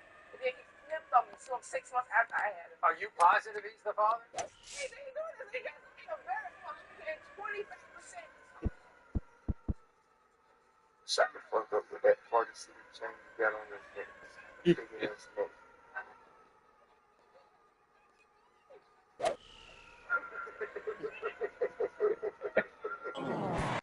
Everybody's got to know the whole story. When you found out that you were pregnant, were you honest with Paige in terms of where you had been? Yes, I was very honest with Paige. I was very honest with Paige. Me and Paige broke up for a period of time, and we was both sleeping with different people. And when I first found out I was pregnant, I had to know. I was very honest with him. I said, this can be yours, and it cannot be yours. Being a father is the greatest feeling I ever had. I was excited to have a baby with Charlene. I was in love with Faith from the first ultrasound. Me and Charlene always had a special bond. But we broke up 6 months ago because I really don't think I'm the father of her 1-year-old daughter, Faith. I was there for Charlene the whole time she was pregnant. I was there for the baby shower, Faith's first birthday, Faith was daddy's little girl. It hurts so much to worry that she's not mine. I had my heart crushed before by a maternity test. All I want is for Barb to tell me that I'm Faith's real dad. In the beginning, when she first got pregnant, she said, Paige, I got some doubt. You know, you might be the father, you might not be the father. But you stayed, right? Yep. You were there throughout the pregnancy. Yep. You were there at the birth, you signed the birth certificate. Yep. What went wrong? It was me that when she told me about the other guy that was in the situation, I felt like that I didn't want my heart to be broke again about me, what happened in the past, and I didn't want this to happen now. And I feel like that now, as she got older, I feel like she lost my features. Like she doesn't have my hair. So it's all about the looks. Is that it? Yeah. So that's where the big doubt came. Yeah, that's what a doubt came. And that's where you kind of checked out 6 months ago. Yeah.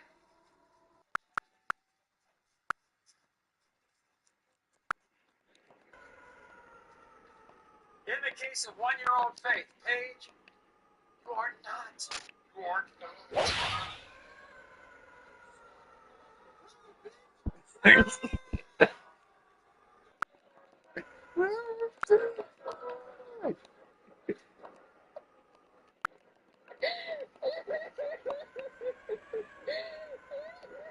I told you. I told you. All right. She wanted.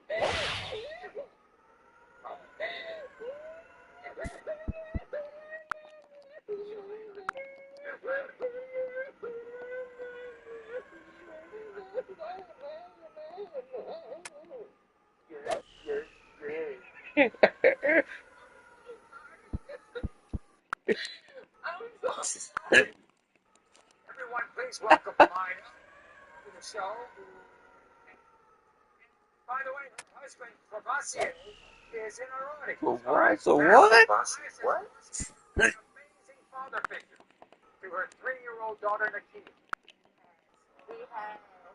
Maya admits Nakia doesn't need another father figure in her life, but Maya wants Nakia to know who her biological father is. And she says it's this man, Raekwon, all right? But Raekwon insists he's not Nakia's dad and says the DNA test is going to prove that. Why am absolutely trying.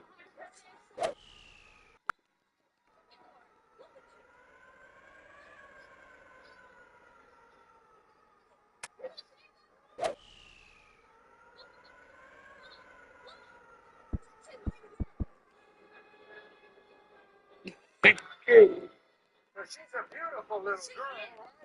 Okay, yeah. By the way, how'd you meet Raekwon? I met Raekwon 2 years ago through our GED program. Okay. In the same class, went to the same school. Right. North Carolina. One time you saw One time.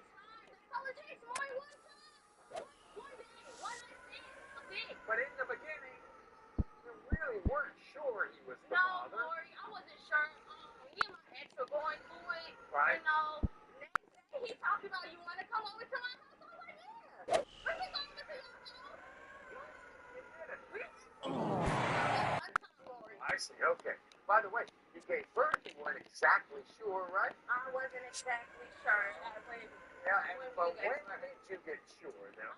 I got sure when she was 6 months old. Bow-legged. He got the preach. Bow-legged.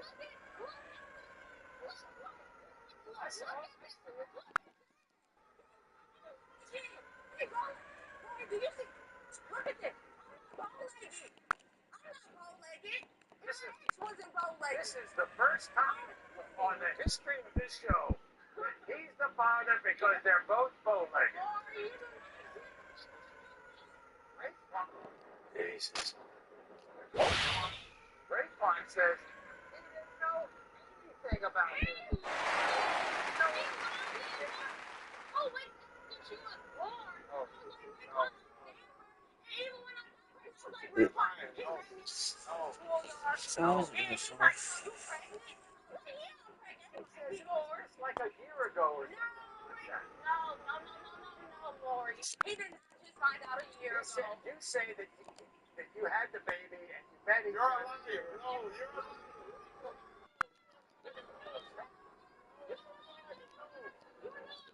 Do you think he is? I believe he is, yeah. Okay, fine. Thank you very much, Rossi. Yes, he's so confused with his answer. So he hasn't been a part of his life at all.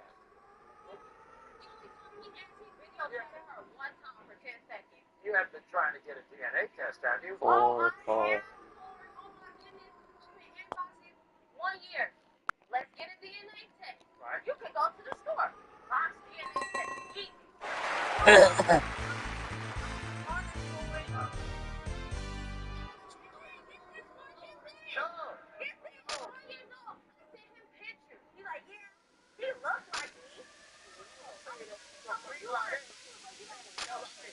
What you're saying is, after she had that baby for 2 weeks, she's in the stroller. You say that never happened. That never happened.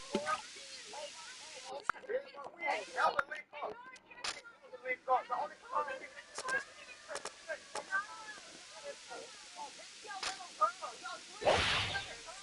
Nice shot.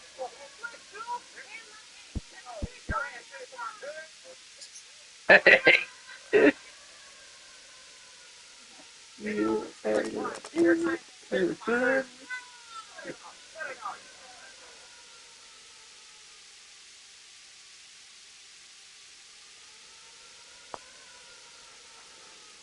the case of 3-year-old Nakia, Raekwon, you are not.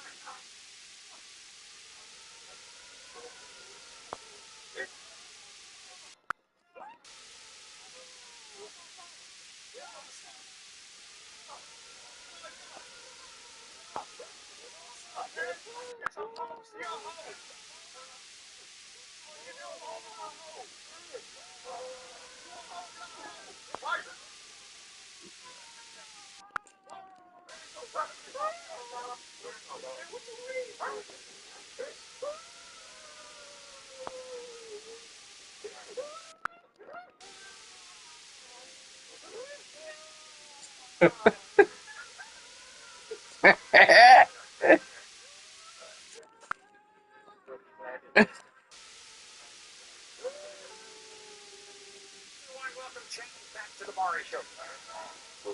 Huh? This is Becky's third appearance on our show. Take a look at her emotional journey on our show. Actually, I thought I was the only one until he disappeared. Looking married to somebody else.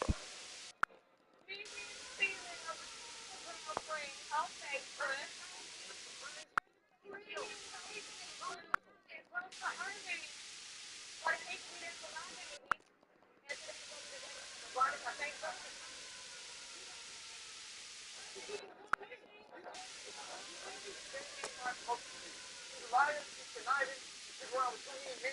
For me, You are desperate. Johnson, you're putting this baby on my husband because you want him to be your man. That's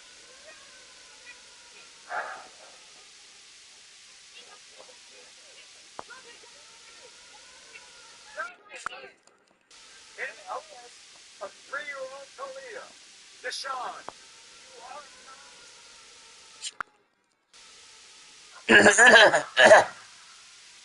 after that show, she remembers that she had also been intimate with a man named Quay. You're sure that he's the boss? oh yeah, same, you know, it's a possibility. No other possibility. But you had to track him down.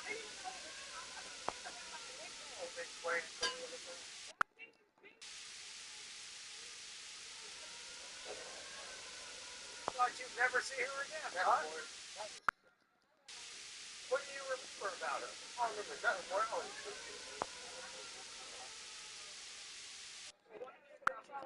Child on you. You see me and my girls with the diamonds and gold. In the case of 3-year-old Kalia Quay, you are not Stefan.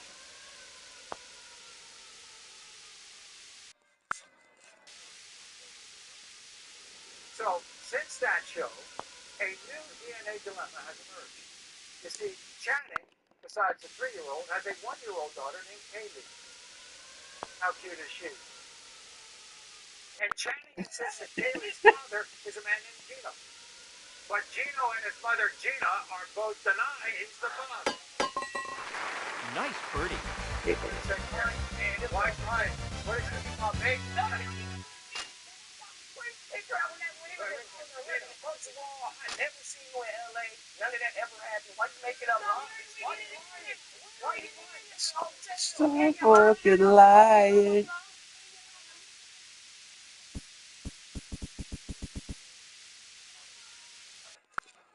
Why aren't you the father? Because look at that baby. That baby don't look like my mama, my daddy. I got 2 other babies. I take care of them until I'm a full-time father. You know what I'm saying? I even try to be there. She went MIA. We been traveling the country. Were you in a hotel room for her for 2 or 3 weeks trying to make a That baby? never happened. That never happened. I only be 2 to 3 weeks away from my daughter. And your But mother? he just said we was in the Alabama. Wait a second. Why is it? We went spent 1, 2, 2 nights. 2 nights. The father, why would your mother pick up the baby and take that baby to your house? Excuse me. I help her out. She was pretty frail. She was homeless. She was like, I need somewhere for my baby to go. What did she post on Facebook that made you laugh? The real baby daddy. She had a lot. Both her babies right next to both of their daddies. And the other dude was just like that. I didn't doubt the baby till I saw that. Do this in the right way, okay? We're talking about a baby here, all right? A 1-year-old. Here. You don't like her? No. Why? I don't like her because Kenny, when I found out So Facebook that she was supposed to be pregnant, that was a month after the baby was born, I called her and I said, can I come see the baby? She said, come get her. So me and my husband drove to Las Vegas when she was homeless to pick up that baby. What do you think I'm going to Nice shot. to clean the baby up because she was dirty. For so I can take care of this baby that I didn't even know was ours. I'm the mother that is going to take care of mine. I raised my children.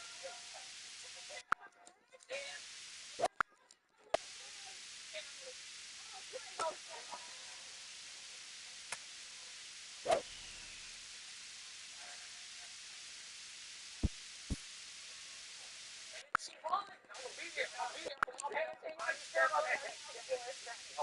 Gina, I'm going to take you at your word. You say you love yours. And if this is yours, Of course. I love her, embrace her, and I will give her the world. Nothing to do with it because I support you. Gino, Nice shot. you are not.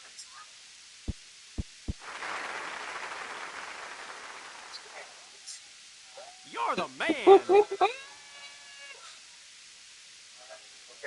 All right. You want to say just tell him you're sorry? Ma'am, I'm sorry. I'm going to embarrass you. Everyone, welcome Ashley to the Maury Show. Ooh. Growing up, she said she never knew her mother or her father. She felt like an orphan. You're the man. 17 years old and giving birth to her first child, a man walked into her hospital room and said, "Hi, I'm Al. I'm your You're father." the man. And as fast as Al appeared that day, he vanished. Now, 13 years later, Al has reappeared. You're the man. With Ashley, but to deny that he is her father.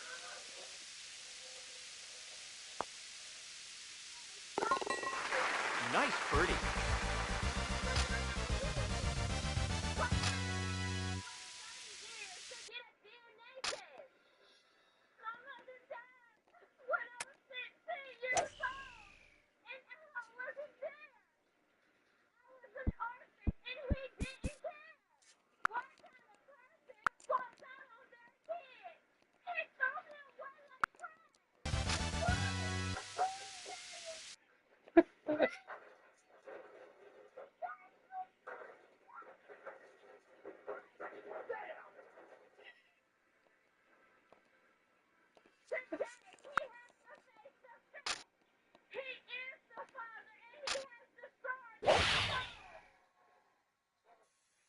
Why are you so angry at him?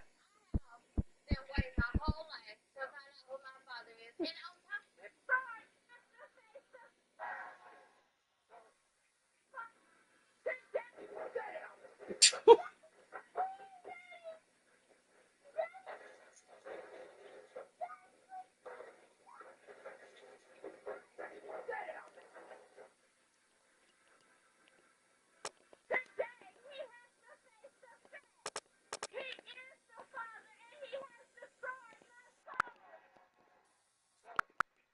Why are you so angry at him? been waiting my whole life to find out who my Nice shot. All of you advertising his kids and not me as well. I never even knew Al or his kids like that. We don't even have a son. Yes, 7 years. I didn't even know how many kids he got. You're not mine. How can he say that, Mark? How can he say his mouth and say that? Tell you one thing, he has a son named Kevin, and Kevin is here. Kevin, nice to see you. Kevin, did it?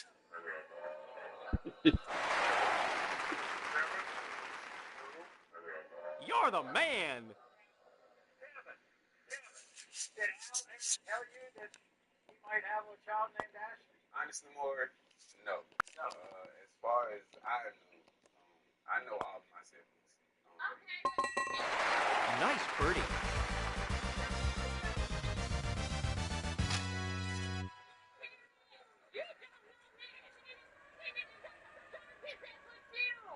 the only one my dad has raised, like, as far as living with him full time. You, right? Why you say you look like him? If looks don't mean, then why you look like him?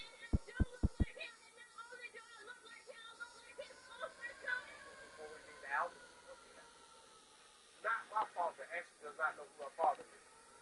Why should I feel bad for not being her father? No one ever told me I was her father. Take a look at Ashley, take a look at me, and take a look at any of my other kids. You will see Ashley does not belong. I mean, one of these things is not like the other. Getting hysterical and calling me names is not going to make me a father. I'm sorry that Ashley feels damaged for not having a father, but that is not my problem. If Ashley was my child, I would claim her. But we're about to find out what I have always known. Ashley, you are not my daughter. You keep running in and out of my life, though. Why? Well, you should ask your mother then. You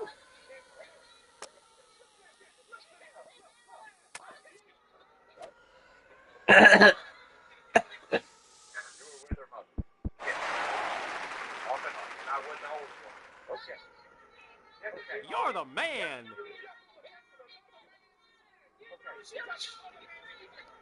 Oh man, no. You must have thought there was a possibility, or why would you show up at a hospital and say, Man! If it came out that she was mine, I didn't want to be that one that, at least she did know me, and I didn't wait no 30-something years. Right. She wanted this, not me. She wanted this. Man! Mm-hmm. We're gonna find out right now.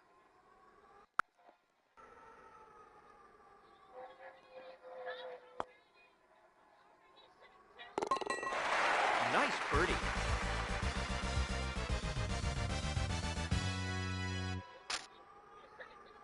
when it comes to 30 years, Cal, you are not.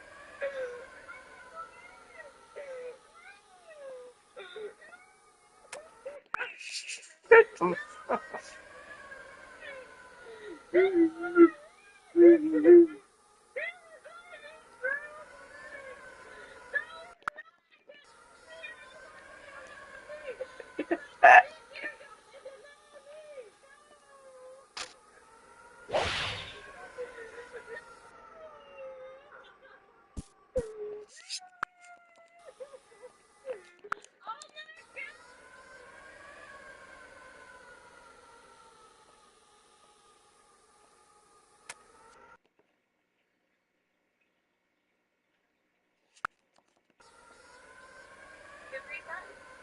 Made with all natural ingredients. Coke, Nick, please. Everything we do is a declaration of who we are. Here we get inspired to make every There is a video game that's mere existence defies all reason, baffles duelists in an instant with an absurd story and jarring mechanics. And maybe you have already heard of its grandeur. But did you know that inside this game, a secret was locked away for 16 years, a secret even stranger than the game itself that continues to be shrouded in mystery? I certainly didn't when starting my research on this game, which led me down a rabbit hole it seems I will never return to. So today I'm going to tell you about the strangest video game ever, Duelist of the Roses, what it hid from the world, and the lengths I went through to try and solve the still lingering mysteries.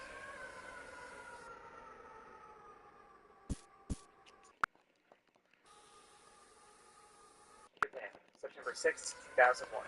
Duelist of the Roses releases on PS2, the first game in the series for the still young console, during a time when the Yu-Gi-Oh franchise was massively popular in the country and just about to begin its takeover abroad later that month. This next-gen game takes our favorite group of card game aficionados and throws them into 15th century Great Britain during the historic Wars of the Roses, a battle between the houses of York and Lancaster over control of the throne.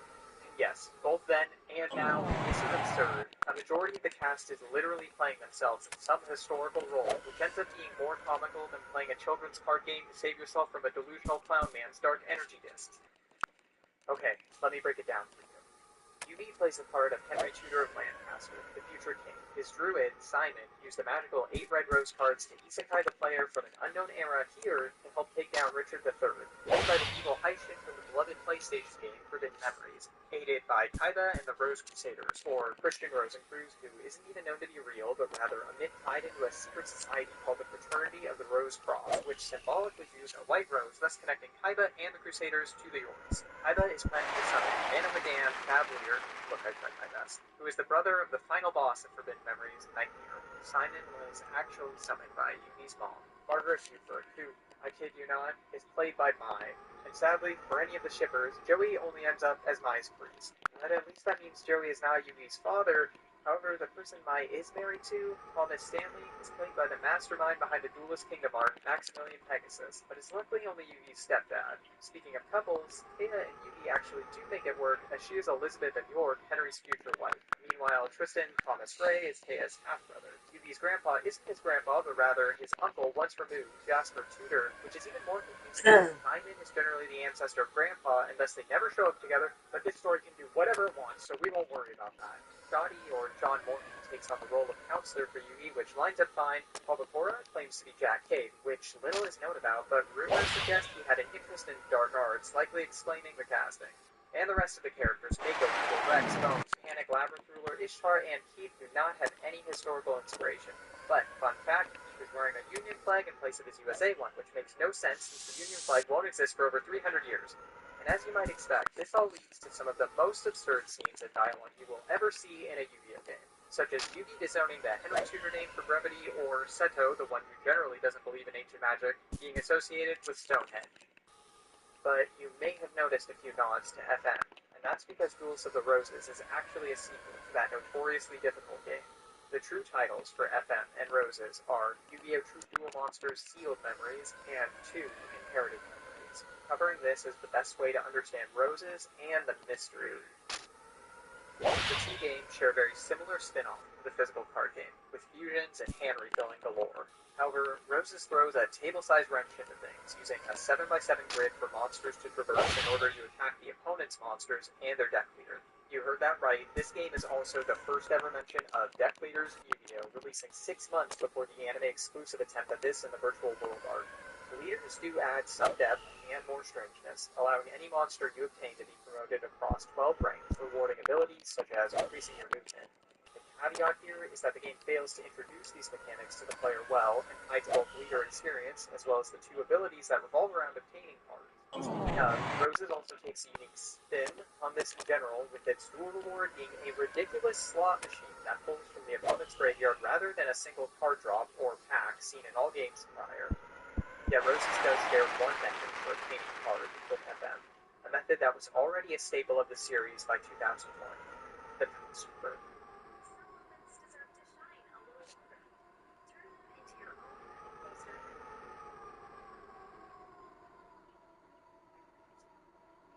Now, the historical aspects of Roses have nothing to do with FM. The story connections simply boil down to Kaiba summoning an evil being to follow in his ancestors' footsteps.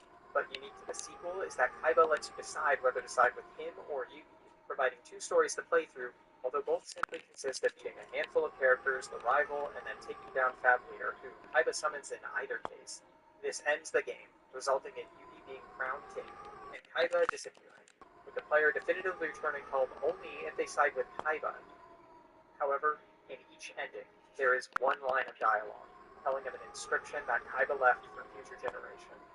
And these are, of course, used in that shared method for acquiring cards, the password.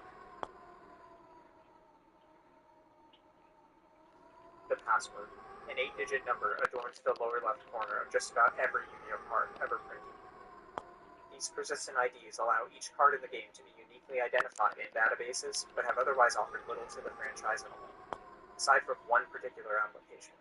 In many of the numerous Yu-Gi-Oh! Video games released, a password system was implemented, allowing the player to enter these fascinating codes in order to bring their collection to life or simply power up decks. Yet in all of the games, since the cartoon, that include a standard password system, one game sticks out: Roses. Even from the get-go, things are a bit strange here, as the password system isn't in plain view as it usually is, even being a main menu option in its predecessor. Instead, passwords can only be entered by knowing to press the right stick while in deck edit. From here, we would typically enter a standard 8-digit password from our favorite card, and that card must simply not be present in the game. How about... No. You see, not only was the password mechanic itself a bit more hidden, there is something entirely different about Rose's system. Instead of using the 8-digit passwords people were familiar with, they decided to recode these passwords to a set of alphanumerical passwords unique to this game. Although this could essentially add to the game's difficulty, as it is true the password system is an incredibly powerful tool to FM and plenty of other Yu-Gi-Oh! Games, it leaves one big, briefcase-sized question. How do we go about obtaining these passwords? we recall back to those inscriptions left by Kaiba, it is now clear that they are in fact a pair of passwords, likely for some incredibly powerful cards given the requirements needed to get them. Okay, so the cards aren't iconic Yu-Gi-Oh cards, and they likely wouldn't be considered the best, but they are both fine enough for a video game made up of 50% vanilla monsters. Now, even if a player did realize these endgame codes were passwords, or they happened to come upon the password screen in deck edit, how are they supposed to put all of this together in general? It turns out, the game's manual does have a small password section that touches on all of this, explaining both how to input passwords and that you can get passwords for beating the game. It even states very directly that physical card passwords will not work. So the whole system was clearly not intended to be entirely hidden, but rather it seems they did not want the passwords to be as abusable as they had been in other games. Fair enough. But with that said, there have to be more passwords, right? Knowing the history of the password system and that it was intended to Nice. most, if not all, cards have a password. And if we look at exactly what the manual states about how to obtain them, passwords are obtained when you clear the game. So, well, it sounds like we just have to beat the story again to gain more. Except there is no way to do this.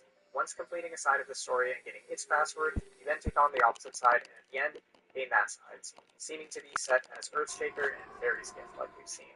After this, the game is essentially just free mode, the ability to duel, build your collection, and rank up later. Okay, so we don't yet know how the game intends for us to find passwords, but even upon release back in February 2003, discussion of the game was alive and well online. Message boards on sites like IGN and NeoSeeker were all active gaming forums, and you can bet that Yu-Gi-Oh! And Roses were discussed.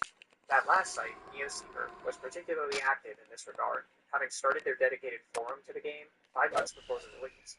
However, their first discussion around passwords started on February 19th. This thread wasn't fully about Roses, but rather forbidden memories. Now, FM did operate with a standard password system, as noted before, but it had one extra mechanic behind the sequel that we didn't touch on, but it's something you will all be familiar with, the endgame. Upon completing the game, the player is shown one of 5 8-digit numerical passwords, You're the each man! of which being useless in FM. However, if entered into Roses, they in fact correspond to 5 cards: Exodia the Forbidden One, Meteor Dragon, Goblin Fan, Slate Warrior, and Mirwall. Interestingly, 3 of these cards were in FM using their true-to-card passwords. The other 2 were not even in the game, nor physically released yet. Mirwall coming out 10 months later, and Slate Warrior releasing with Roses in Japan. This, on top of the fact that the passwords are not alphanumerical like the others we have seen in Roses thus far, suggests that the developers did not know how exactly they would even be used, and certainly not for which cards. One big Nice mystery that these placeholders are the first sign of Roses' password changes, but that can't be known for certain. These suspicious rewards certainly would have been a bit confusing to players beating FM in Japan with almost 2 years to wait before the sequel even released. But it turns out, we know how this was discovered, and it comes from Konami's official Japanese site for the game.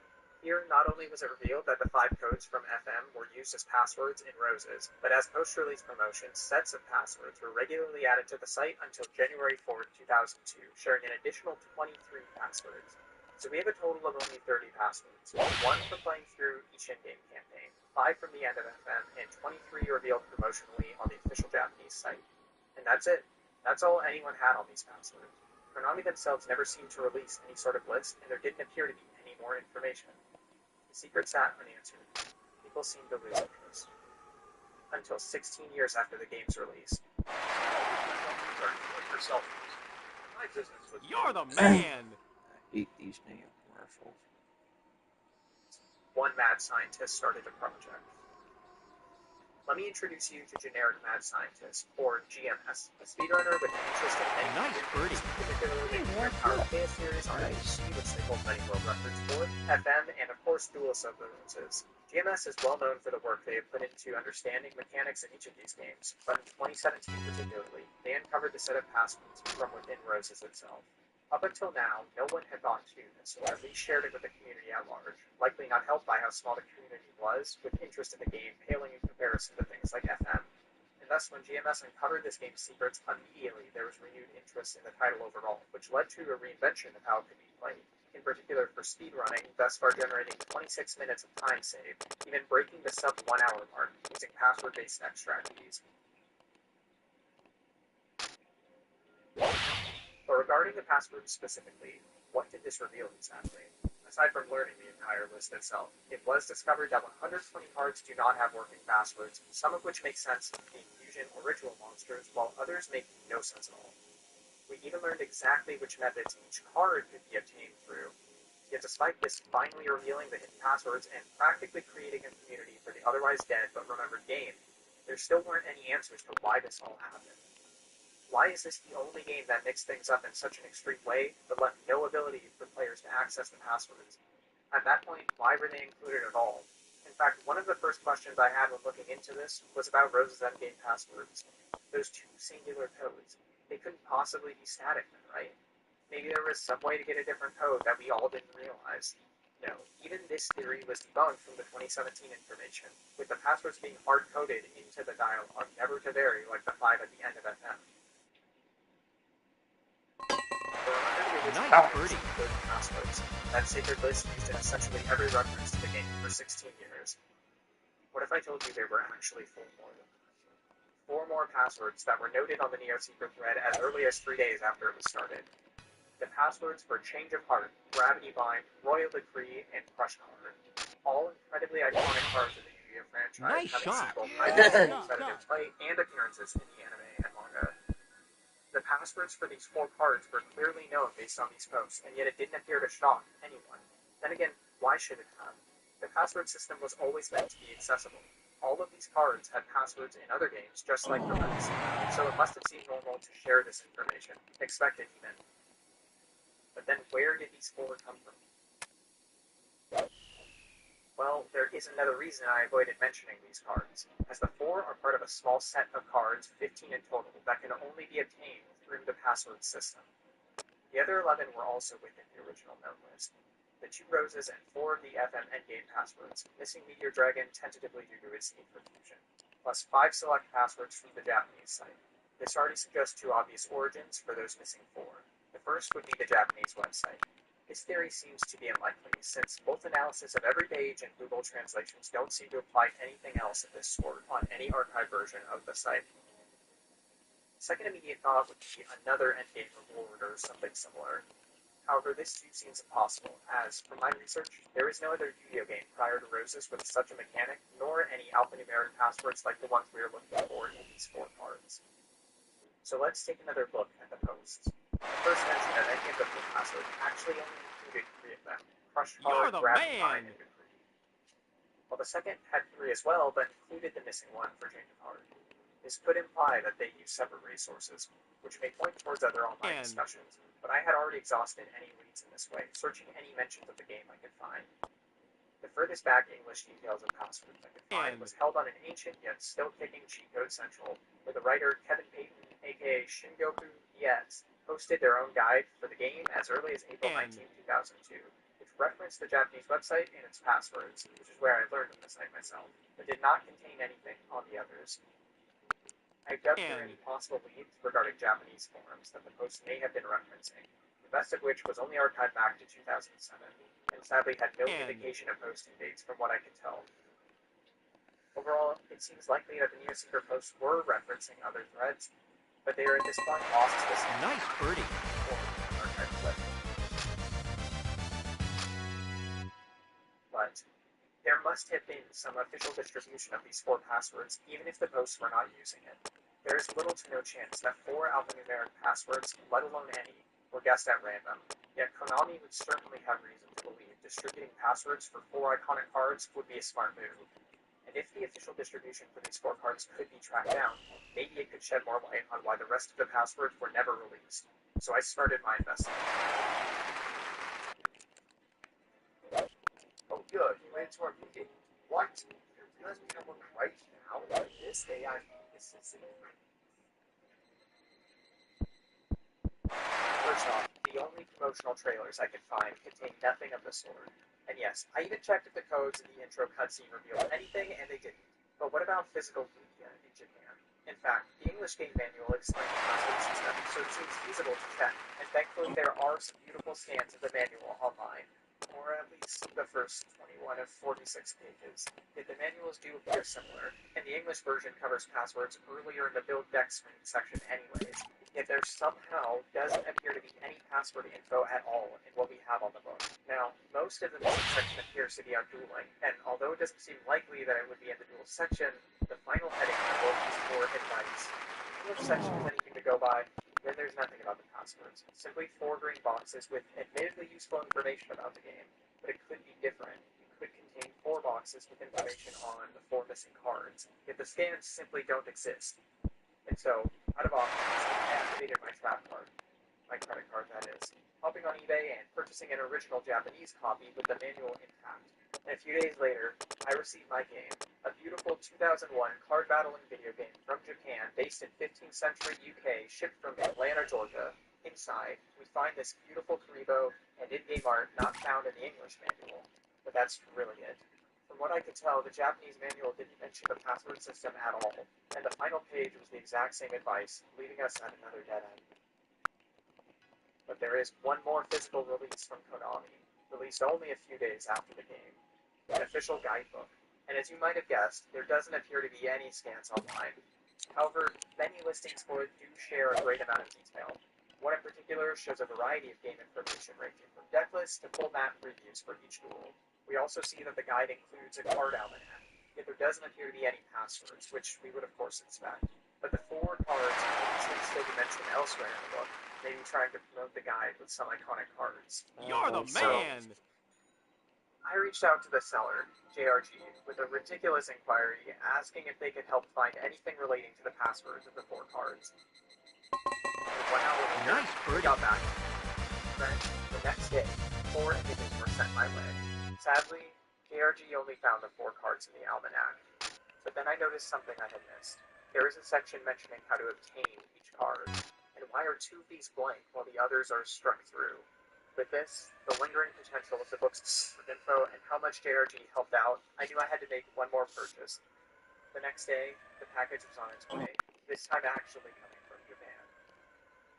And a couple weeks later, the book arrived, and what I found inside after all this searching was truly magical. This 248-page monster started off similar to our own journey, detailing the connections to FM. Going further, a very detailed guide of just about all the mechanics is found, along with many high-res and larger renders of the cast than what we see in-game.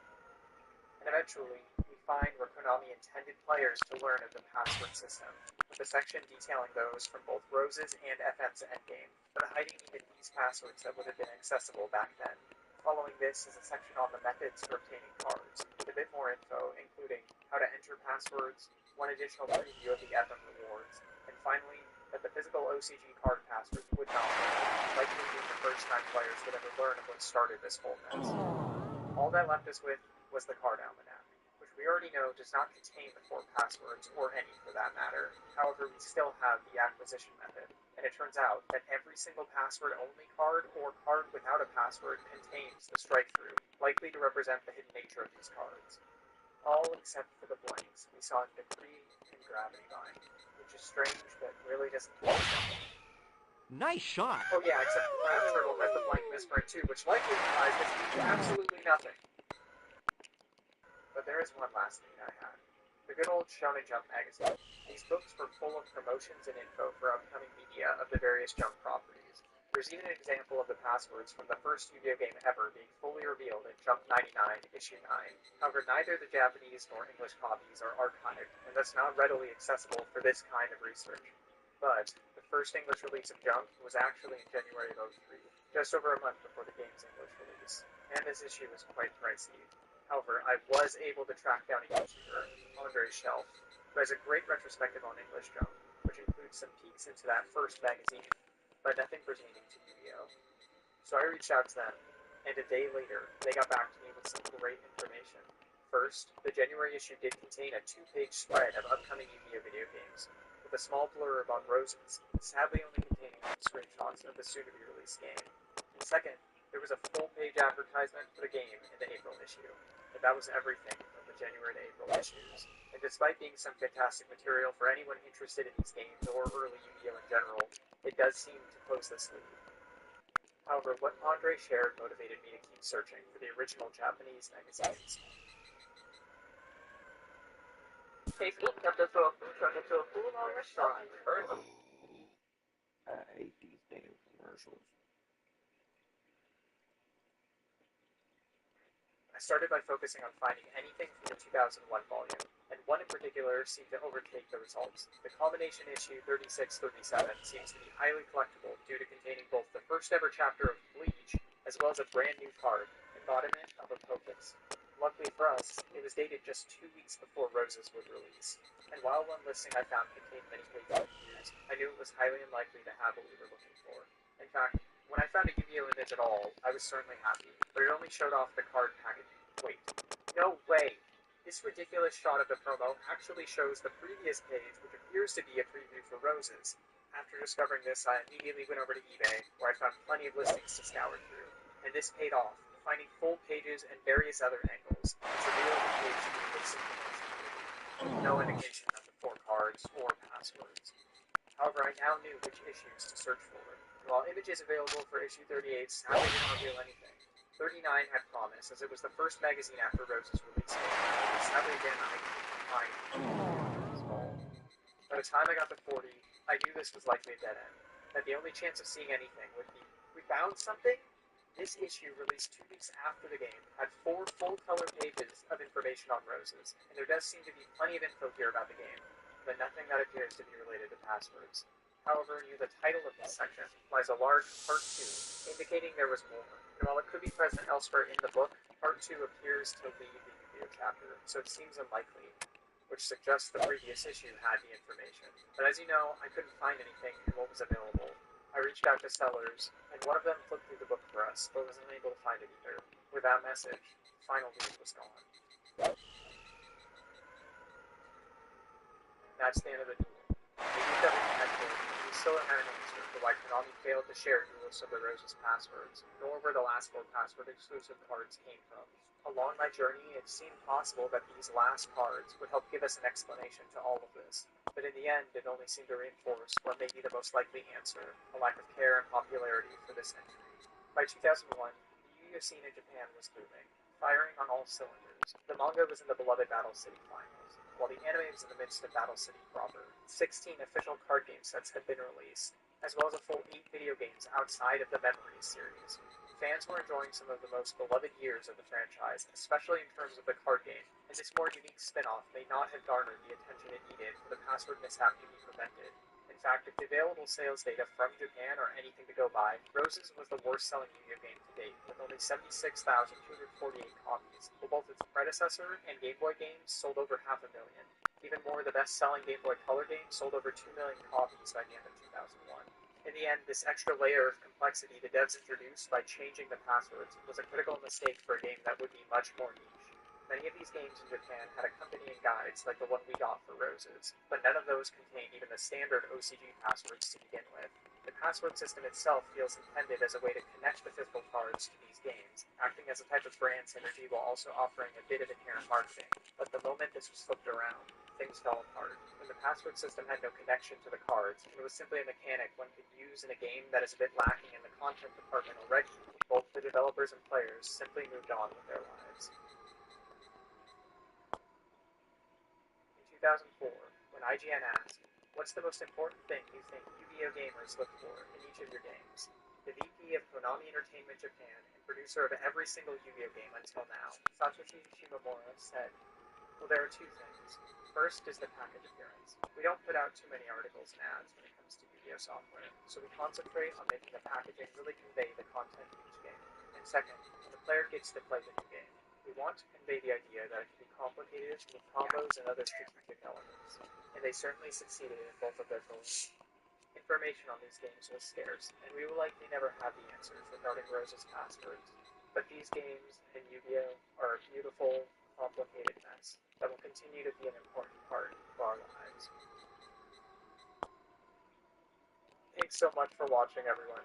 I know this one was very different, but I hope you enjoyed.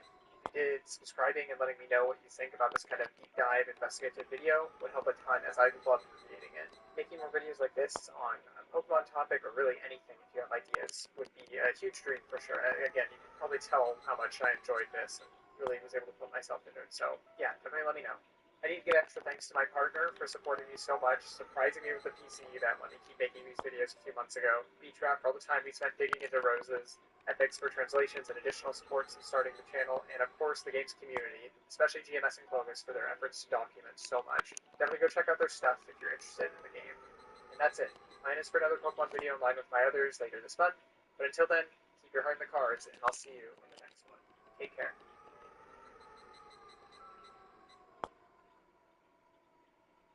Safe like repair, safe like replace. Sometimes things fall right into.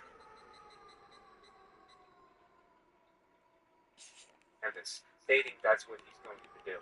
Said fighters did trash talk back in the day. Lewis did exactly he said he was going to do. Not only he knocked him out, but also fractured Max's third and fourth lower lumbar vertebrae, which also caused a hemorrhage to the lower lumbar muscles. For anyone that wanted to know why he was screaming when he got knocked out from the documentary, which I'm not sure if that was mentioned, but now you know. Carroll was all over the place trash talking Farmer and just being a habitual line stepper. Habitual line stepper. Farmer's only response to Carroll was, "I'm going to beat you up real bad, then take you out for Philly cheesesteaks," which is possibly the most old school response I ever heard. I seen the picture of the haircut. You look like a pervert. I seen the picture. You look like a pervert. You look like a pervert. You look like a pervert. You're cutting your beard. You're gonna be a pervert boxer that night. I'm gonna beat your ass. And on a positive note here, Farmer did beat him up pretty bad, and he lived up to his promise by taking him out for the day to Philly to get some mean Philly cheesesteaks, in which they later became good friends. He actually came back and beat Farmer the next year. I think out of this series, this will be the only segment where it ended on a positive note. And y'all fight and then pick up. That's what boxing's all about. Gentleman sport. Yeah, that's right. This is a rocky 1 through 3 plotline here. Despite Joshua accomplishing so much within a short time, becoming incredibly famous in the process, he was worrying more about his image and what's in the future than the actual craft of the sport and the opponent who was in front of him. He was training to look pretty, bulking up rather than training to fight in any condition like an actual boxer. So coming into the fight, he did all of that when Luis wasn't taking any chances, whipping himself up in the greatest shape of his career. The fight started off well for Joshua, though there are some serious exploits in Joshua's style, which having a very long reach, he is not utilizing that at all. When you have a long reach like Joshua, and your opponent has T-Rex arms in comparison, you shouldn't be trying to fight this man head on, like Mike Tyson. That's just something bad waiting to happen. So no one saw this, especially after Ruiz was dropped. That was the best moment for him to exploit that flaw, and Ruiz was able to put him down.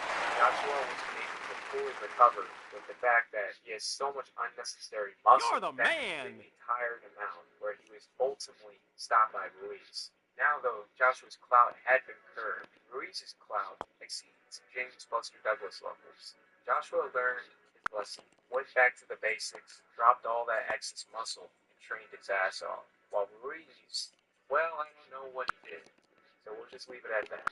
Ruiz comes in at his heaviest, and Joshua comes in at his lightest. And my gosh, I knew Joshua was trained for speed, but I didn't know he was going to be that fast. But on the show, Rocky threw the reverse card right back at Ruiz. Mickey and Rocky 3 couldn't have said it any better. You got civilized, and the lesson of the day, boxing is don't get civilized. Out of most of the segments in the series, this may require the least amount of context. Anthony Hembrick, I think his prospect against his biggest test, Booker T. Ward, this is season 1. Really picked the wrong fight to do this. Like, you know, these things never go as planned.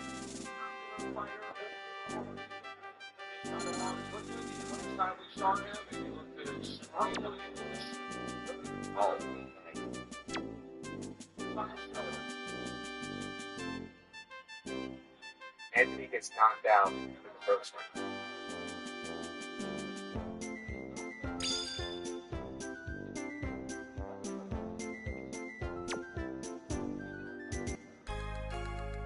I'm gonna call it a night. I thank you all for watching. Both entities. Oh, shit. I got the whole room, man. like you got the I'll whole catch y'all tomorrow. to the Rolling I stream. spell that. I got the whole hood with me. Star Wars Bounty Hunter on Twitch. There are new barbecue flavors in the supplier. And Party ingredients dinner is ready to go.